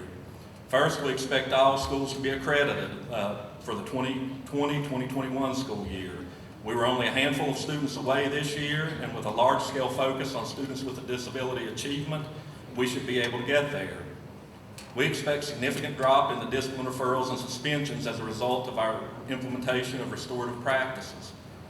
We expect that all of our students will have an increased exposure to career options as we step away from the college or career-ready terminology after acknowledging that college is just another step in career prep, not an alternative to it. We expect our administrators to become more knowledgeable about each element of our instructional model by substituting for a day in their certification area and actually planning at least one lesson using our model as their framework. We've been doing this for the past 3 years with the central office administrators. However, this year is a requirement for all administrators with a teaching license to do one full day of substituting in their certification area. Finally, we plan to open Pulaski County Middle School in August 2020.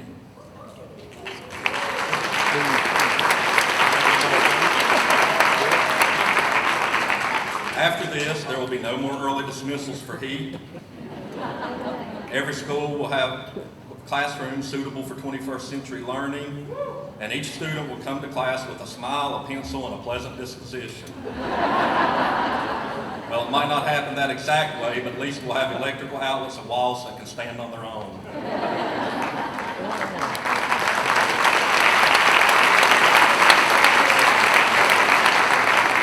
So this concludes our State of our Schools address. I'd like to thank each of you for your attention this morning and thank you in advance for your continued efforts in doing the work that matters most. You are certainly underpaid, frequently underappreciated, and always undervalued, but for so many kids, you are the only thing that gives them hope. Thank you for teaching and thank you for working in Pulaski County. I hope that you have a great opening to the school year.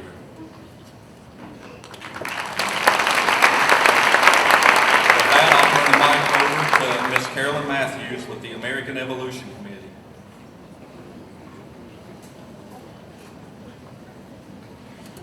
Good morning. I'm Carolyn Matthews. I taught in Pulaski County schools for 14 years, and now I work in teacher education at Radford University, and I see many of my former students out there, and hello to you. Hello. I'm here this morning to tell you a little bit about the American Evolution commemoration that the state of Virginia is doing. And I want to announce an essay contest that the local community is running for students in Pulaski County. 2014 is a really important year in Virginia. It marks the 400th anniversary of key historical events that influenced the evolution of America. One of these, for example, was the first legislative assembly met in the Virginia colony, paving the way for democracy in America. The commemoration themes are democracy, diversity, and opportunity. I encourage all of you to go to the American Evolution website. Just Google American Evolution, and you'll find the historical background. There are resources for teachers, wonderful history lesson plans that have primary documents and pictures of artifacts from Berkeley Plantation. They're very, very well done. Culinary arts teacher, there's a competition going on this fall for high school students to write a recipe based on Virginia products. So that might be something you want to look into. I'm a member of our local committee, and all year we've been trying to figure out ways to involve people in Pulaski County in the commemoration. There's an exhibit right now at Wilderness Road Regional Museum where Dr. Sears is one of our volunteers on the second Saturday of each month in the afternoon. Go by and see him and he'll give you a tour of that exhibit. We are asking that Virginia teachers or the teachers in Pulaski County, think about having their students write an essay. This fall, the local committee is sponsoring an essay contest. Elementary students will write on the topic, "I am thankful." This topic ties to Virginia's first Thanksgiving at Berkeley Plantation in 1619. Students may either write an essay or do an "I am thankful" quilt, which is a combination of drawings and writing. Anyone who took my teaching writing class, you remember the I am quilt? It's similar to that. Middle school students will interview an older person in their community or a grandparent and tell the story of that person's life. High school students will have the choice of either doing an interview or telling their own American story. Dr. Sears has agreed to send out information to you. I've made a document for each level that will give you the essay prompt, give you pre-writing activities to do with your students, and suggestions for how to make this contest a part of the curriculum. That email will also have my contact information. I'm willing to come to probably not all the classrooms, but some classrooms and talk to your class.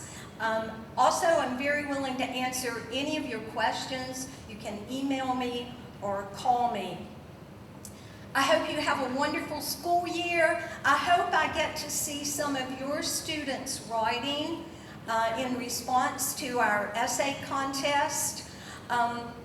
And I think this is going to be a great year in Pulaski County. I very much enjoyed being here today. I haven't been to a convocation in a long time. I almost went to Pulaski County High School, and at the last minute I thought, maybe it's not there anymore. I better find out. So I hope you have a good year. Thank you for letting me speak to you.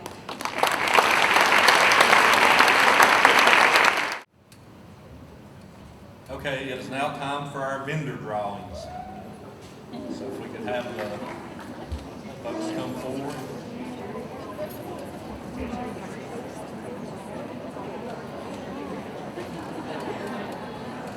That's a 5-minute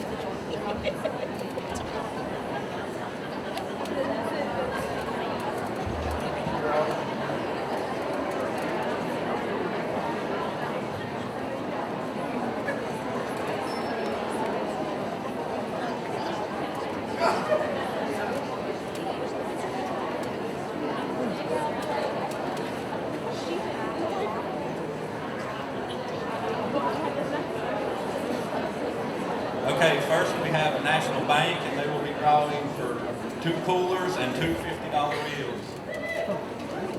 First cooler goes to Suzanne Riley.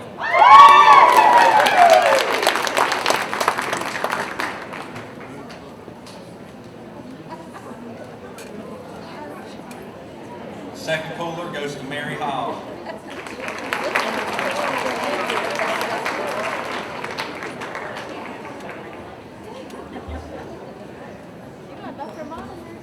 First $50 bill goes to Gina Scott.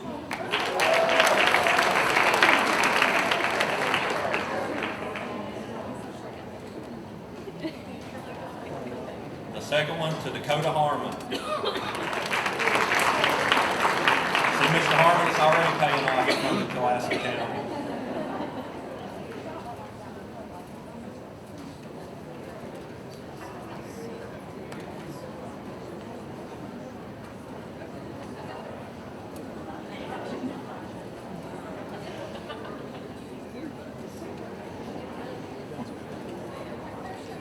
Okay, with AIG Retirement Services, we have 4 Bluetooth earbuds.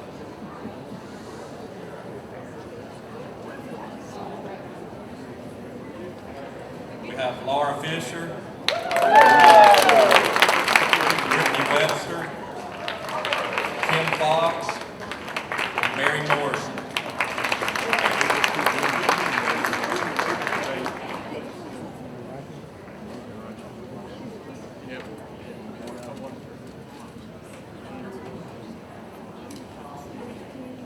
Okay, with Virginia Retirement Specialists, we have two $100 Walmart gift cards, Catherine Shockley and Ashley Bausch.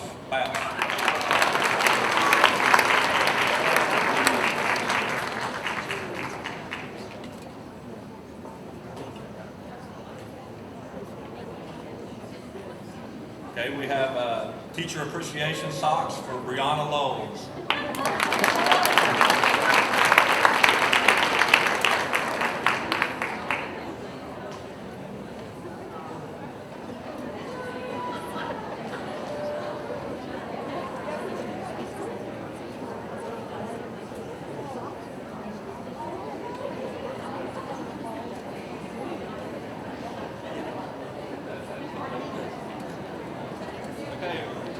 With Horace Mann, a cooler full of things, Justin Price from Pulaski Middle.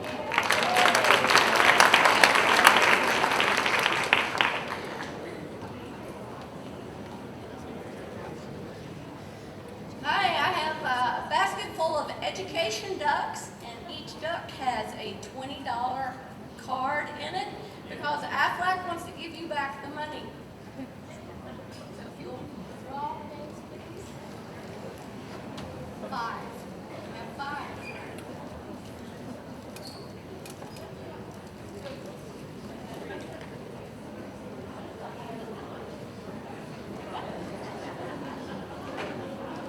Okay, Dan Butler,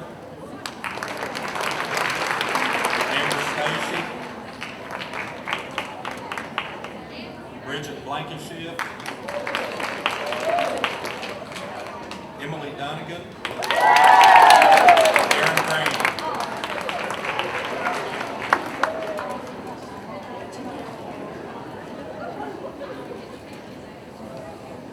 We give a shout out back there to the Pulaski County Is table, Michael Solomon, Megan, Shannon, thank you guys. This is on behalf of the Pulaski County Economic Development Authority, who wants to continue to invest in projects that create opportunities for you guys to fill jobs with the workforce that you're developing. We so appreciate you. Small token, we've got 5 giveaways. We've already drawn the names. The first one for 2 tickets to the Yankees game, their first this year, plus $20 in Calfee cash. It's as good as cash. Goes to Gracia Nipper Bus Shop, Bus 84. Come on down.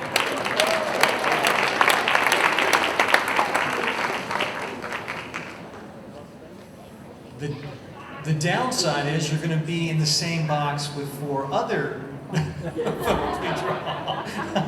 Congratulations. Thank you.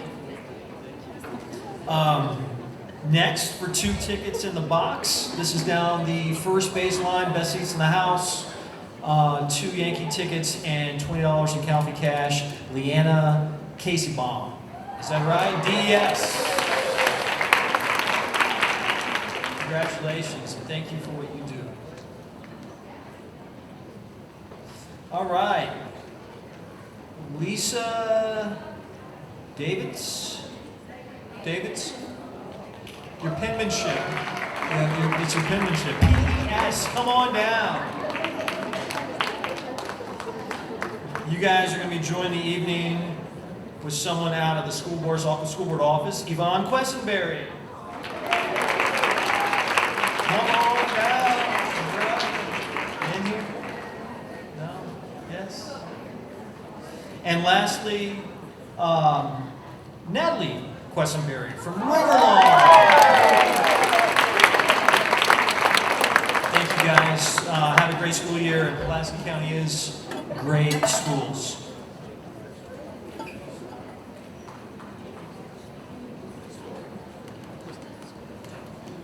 Okay, next for Virginia professional educators, we have 3 baskets with $25 gift cards in them. Kim Allen from Chrysler, David Bowman from Pulaski Elementary, and Brittany Webster from Chrysler.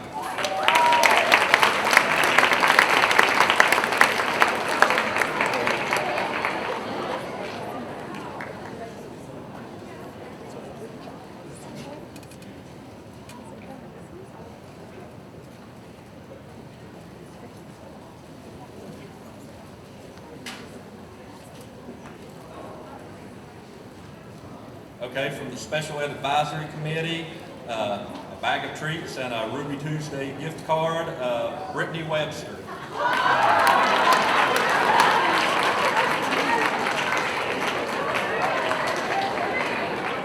bag of treats and a Panera gift card goes to Ann Kilborn.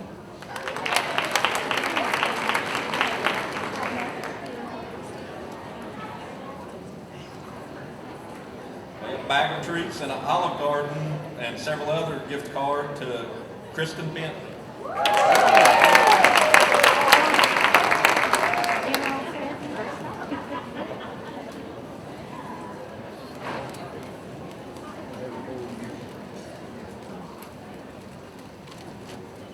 Bag of treats and a Cold Stone Creamery gift card to Diane Coleman. Yeah, thank you.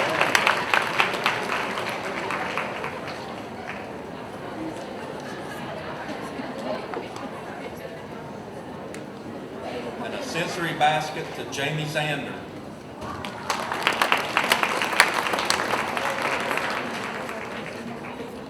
And another sensory basket to Kim Duncan.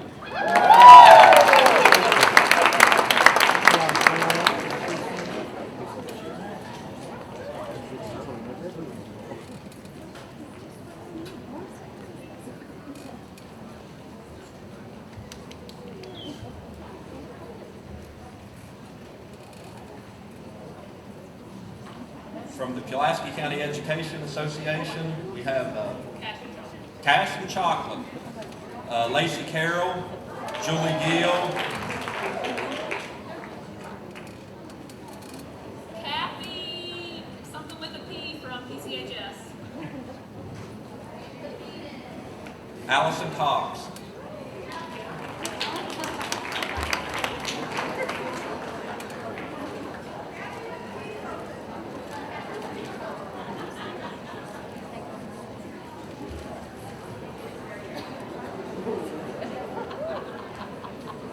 Mr. Hurst also had a few gift cards to give away, but I do not see him currently. Oh, okay, there he is.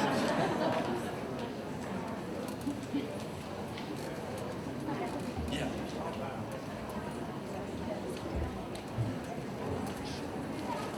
School board couldn't be one of, so we had to give away some money as well. So we're going to give away 5 $100 gift cards to Walmart, back school cards. Donna Tabor, PES.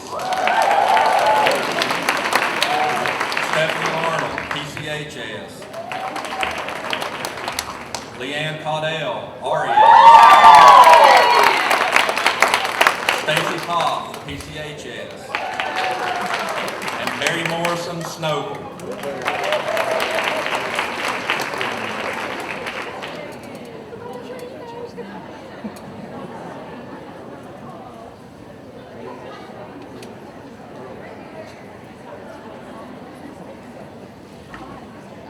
Okay, and with that, I will turn it over to Mr. Hurst for some closing remarks.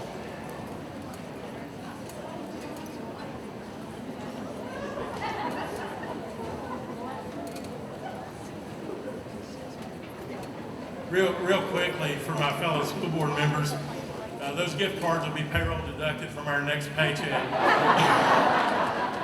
Courtesy of Mr. Stafford. I tell you what, we may not get a snow day soon, but it sure as hell feels like it's going to snow in here. It's cold. Yeah, so if you start seeing flakes fly, don't be surprised.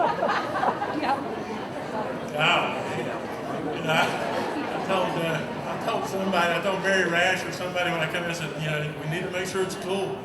They took us seriously. So it's a little chilly in here.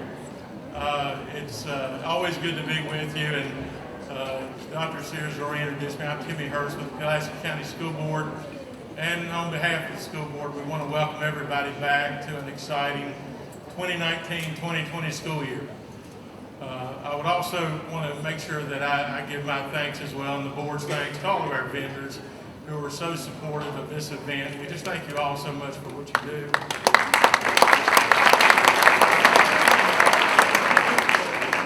I I want to especially thank a longtime vendor that's a supporter of Pulaski County Public Schools, who's always pays for our breakfast every year, and that's National Bank. Thank you, National Bank.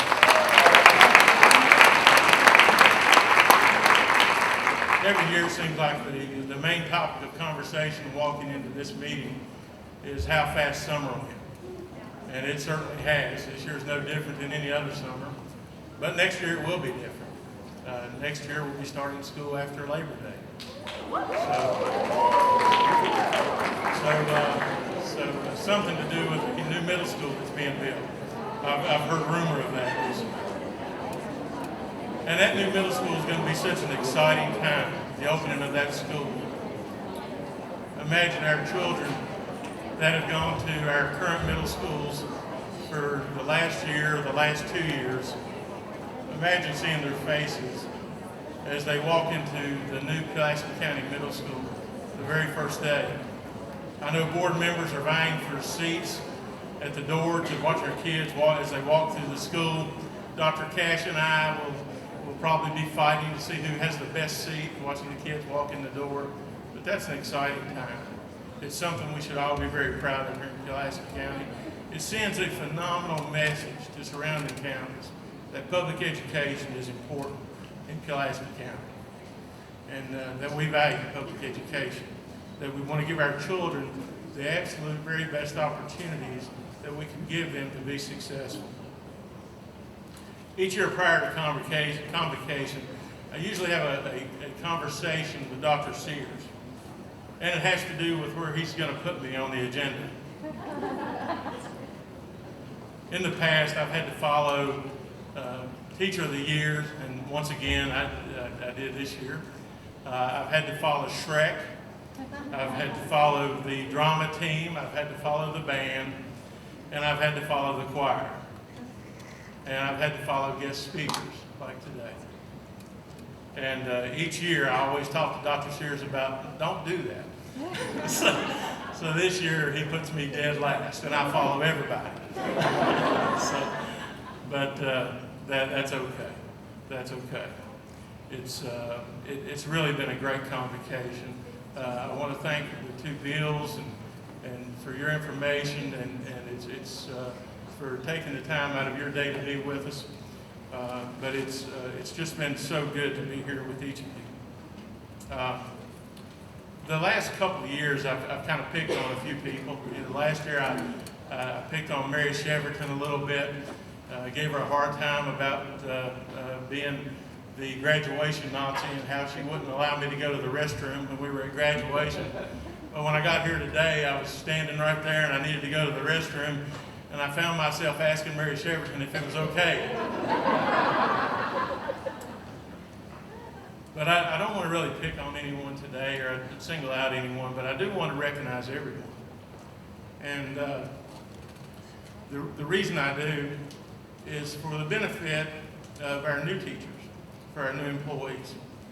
So at this time, and you probably need it because my butt was getting really numb sitting in that seat, but you probably need it. So at this time, if other than our new employees, if you work for Pulaski County Public Schools, if you'll please stand.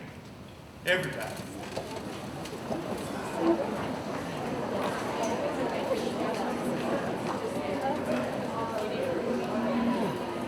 If you have less than 10 years experience with Pulaski County Public Schools, to a small round of applause, you may be seated.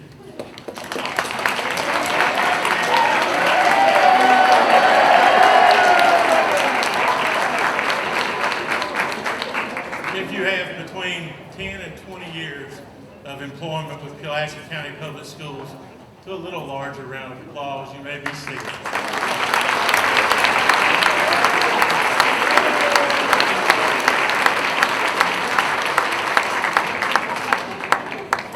If you have between 20 and 30 years of employment with Pulaski County Public Schools, to a little larger round of applause, you may be seated.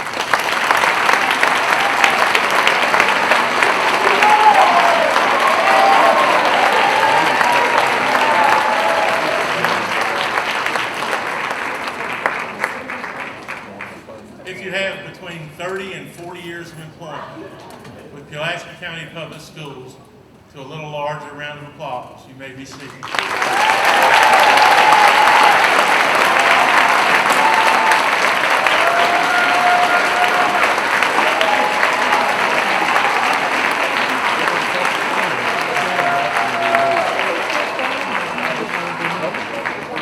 That's crazy. People are out of control. With 40 plus years of employment, if you would please state your name, introduce yourself, where you work, like nobody knows you, where you work, and how long you've been with Pulaski County Public Schools. We'll start right here. John Hawker.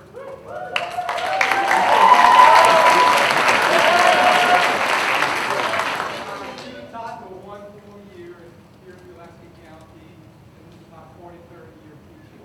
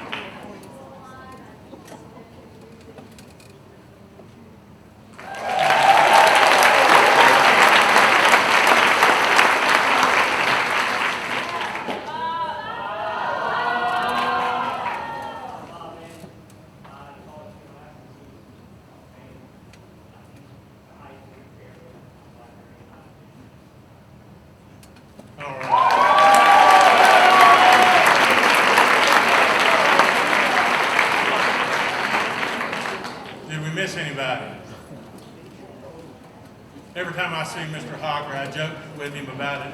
Only 15 more years to go.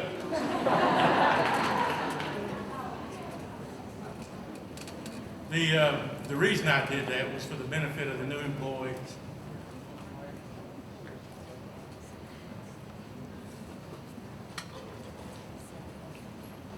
That should make you feel real good about where you chose to go to work. About the decision you made to come to work for Pulaski County Public Schools.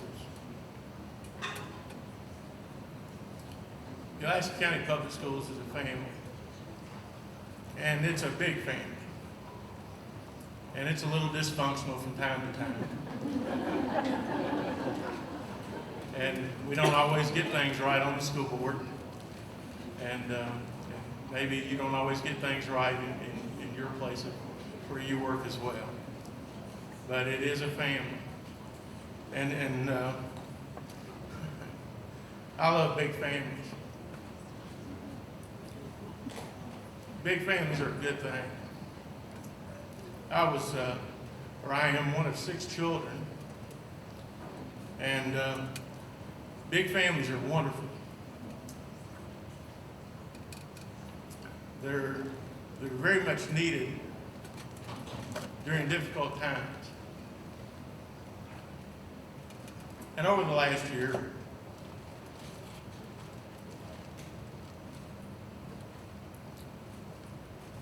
we've had a few of those.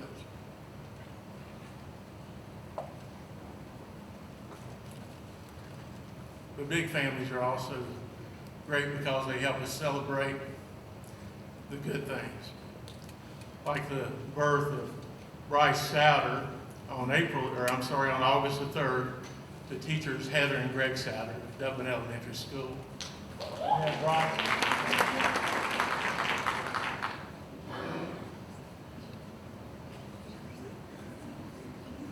If you're not able to get it, Josh, it's okay. That's no problem.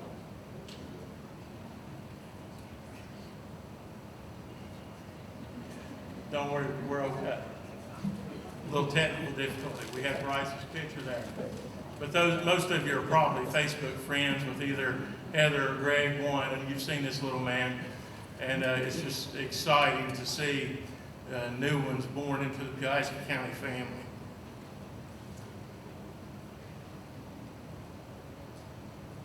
So to all the new employees of the Pulaski County family, once again, I want to thank you for choosing Pulaski County Public Schools but I also want you to know that Pulaski County Public Schools chose you as well. So welcome to the family. Over the years, the school board, when it comes time for convocation, we've had numerous conversations about speakers. And over the years, I've had some great opportunities in my life to hear from some incredible speakers. I got to hear from a former president of the United States at an event I was able to attend several years ago. I heard from a former, not the current, but the former Secretary of Education several years ago. I met I've heard from several professional athletes, Hall of Fame members, and a few years back, I met a young man at a conference by the name of Aaron Ralston. And some of you may know who Aaron Ralston is. Aaron Ralston's an avid outdoorsman from Colorado. And I heard him speak of literally being trapped between a rock and a hard place in a canyon in the Utah desert. And how after 127 hours of being trapped in this canyon, he had to amputate his own arm, his own right arm, with a dull tool to free himself. Some of you may have seen the movie. I would certainly recommend the book. It's truly an inspiring story. I've heard from a father and son team, Dick and Ricky Hoyt, who have completed the Ironman Triathlon, an event held in Hawaii each year that consists of a 2.4-mile swim, a 112-mile bike ride, and a 26-mile marathon. In that order, without taking a break. And that's incredible by itself. But if Josh, if you can key up this video, it'll help explain it a little bit better. Registration for the 25th Ironman continues one by one. Some faces we recognize. Here is 58-year-old Richard Holcomb, number 214, back for a second try. He's legally blind and it doesn't matter to him. No, the thing that must occur at all costs is this time, cross the line. It's more than a race. It's a lifetime event that we'll remember for the rest of our lives.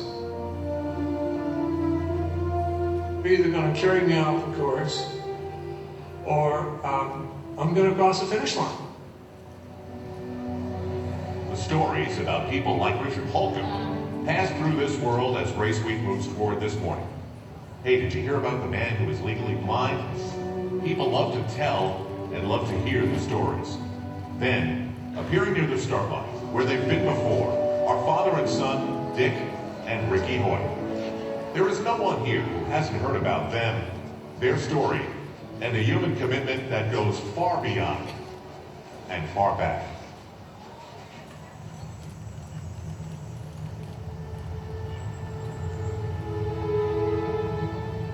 January 10th, 1962.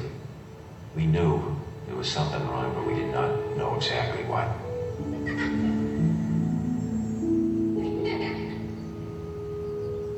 The doctor said, forget Rick. Put him away, put him in an institution. He's going to be nothing but a vegetable for the rest of his life. We cried a little bit. We talked, and we said, no, we're not going to put Rick away. We're going to bring Rick home and bring him up like any other child.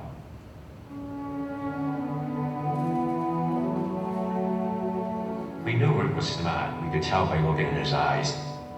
And when we talked to him, he was paying attention to what we were saying. So we wanted to get a computer built so Rick could communicate with us. Everybody came to our house that night for Rick to say his first words. And everybody was betting, what is the first words Rick is ever going to say? His mom's saying, it's going to be, hi, Mom. Me, the dad, saying, no, it's going to be, hi, Dad. Well, the Boston Bruins were going for the Stanley Cup, and the very first words Rick ever said was, go Bruins. Dick is a military man, so he knows a thing or two about commitment. This time, he's just months removed from a heart attack.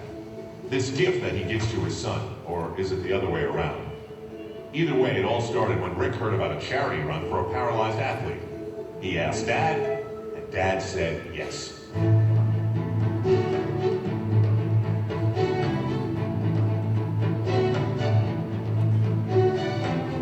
The gun went off, and we went off with all the other runners, and everybody thought that Rick and I would just go to the corner and turn around and come back.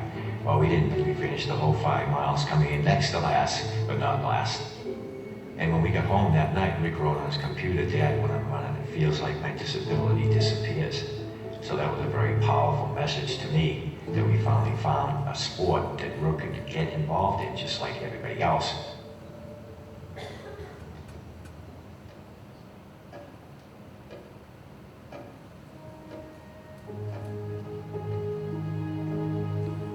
Rick is my motivator. He inspires me.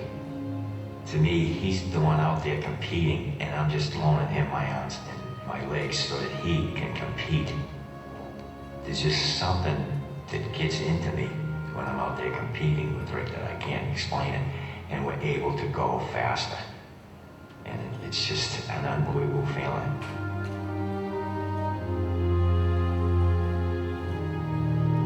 Rick and I love the Ironman triathlon, to be out there competing with the best triathletes in the world, to be accepted to compete along with these triathletes.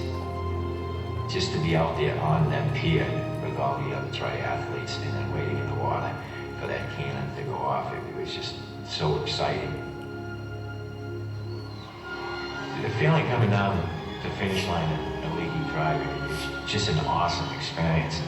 With the crowd there, all the excitement, the noise, and the announcers announcing, the adrenaline just gets flowing.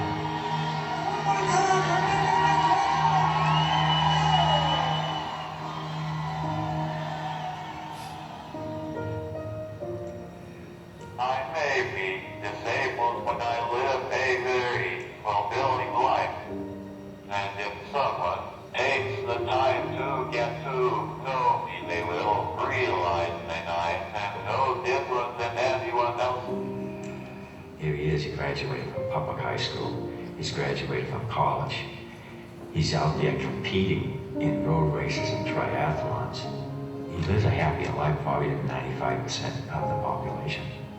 Rick would tell you that, you know, if he was physically able to do something, that he'd probably play basketball or football or hockey. But then he always says, no, the first thing he'd do is have me sit down in his wheelchair and he'd push me. You know, it really makes me feel good that you know, he appreciates, you know, what I'm trying to do to help him out, and he'd do the same thing for me.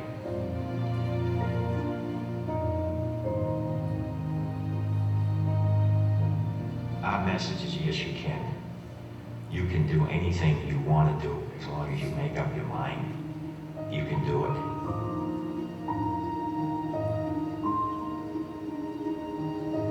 If you have ever searched for the meaning of life, stop. The answer lies right here. By the way, Ricky would want us to tell you, the Bruins look pretty good this year.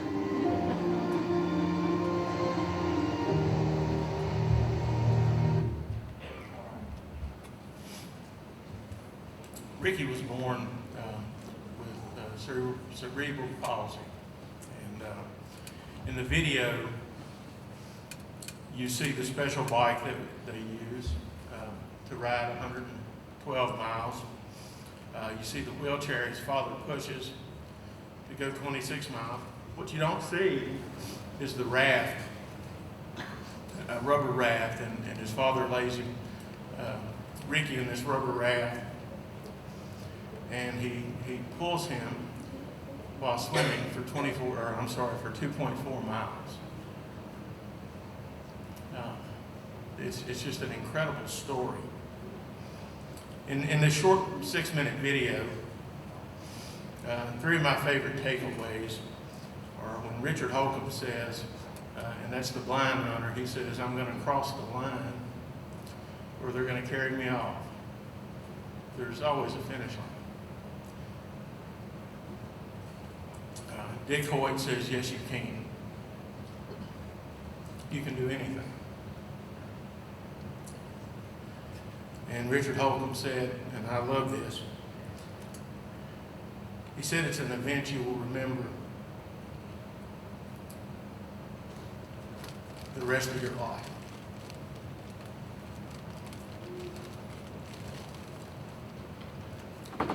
I love about stories about commitment, dedication, overcoming adversity. I love these type stories. They inspire us. They motivate us. But the reason we've never hired an outside speaker really to speak at these events is because we don't need to.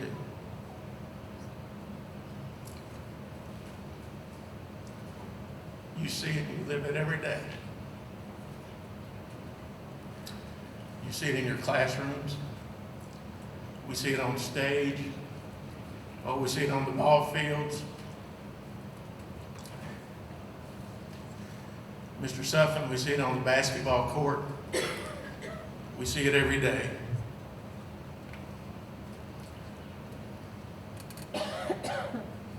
We see the results of your commitment in the accomplishments of Pulaski County students. Sitting with Dr. Sears, listening to a middle school choir or a middle school band, and knowing that, you know, we've had conversations about middle school bands over the years. You know, you're doing good in the past to recognize what they're playing. Our middle school band is phenomenal. It's phenomenal.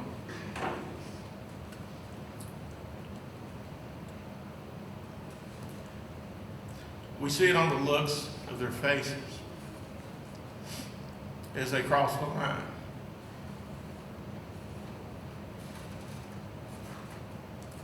It may be at the Senior Awards Assembly. I sat with Bill at the Senior Awards Assembly and watched our kids recognized at Senior Awards Assembly. And it's remarkable. Or it may be at the STEM Academy graduation.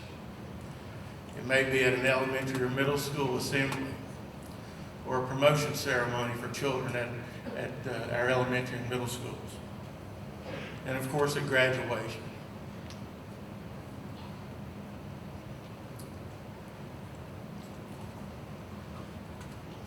We have more than enough to inspire us in Pulaski County with Pulaski County Public Schools. Dr. Kevin Sears was hired as superintendent of schools at the beginning of the 2016 school year. In his address to the division at Convocation in 2017, he said something that he made a statement that has always stuck with me. And I don't think I'll ever forget it.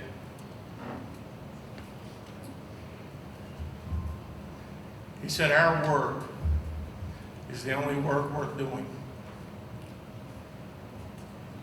Now, from somebody, I've got to admit, from somebody that didn't spend most of his life in public education, I thought at the time, what the heck kind of statement was that? But as one of 6 kids that has all graduated from Pulaski County Public Schools,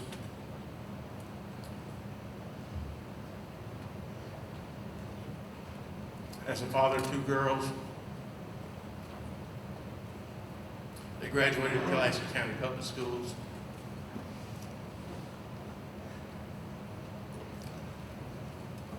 As a proud grandfather that got to hand his first grandchild her diploma as she walked across the stage this year.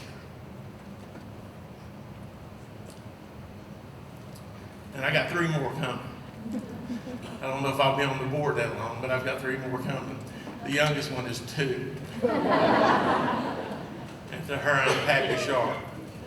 And if you know, if you have a baby or a young one, you know all about Baby Shark. But because of that, I'm sure glad he made the statement that he made. And he feels the way that he feels. Because I believe everybody in this room feels the same way. And now that I'm involved in public education, I feel the same way as well. That our work is the only work worth doing. It's been a good convocation. On behalf of the school board, we will never be able to thank you enough for all you do for the children of Pulaski County. But we want to wish you the very best for an incredible 2019-2020 school year. And we will be there cheering you on as you cross the finish line in 2020. Thank you so very much for being here today. At the end of every school board meeting, I get to say we're adjourned. And with that, I will turn it over to Mr. Lundy and the Golden Cougar Marching Band.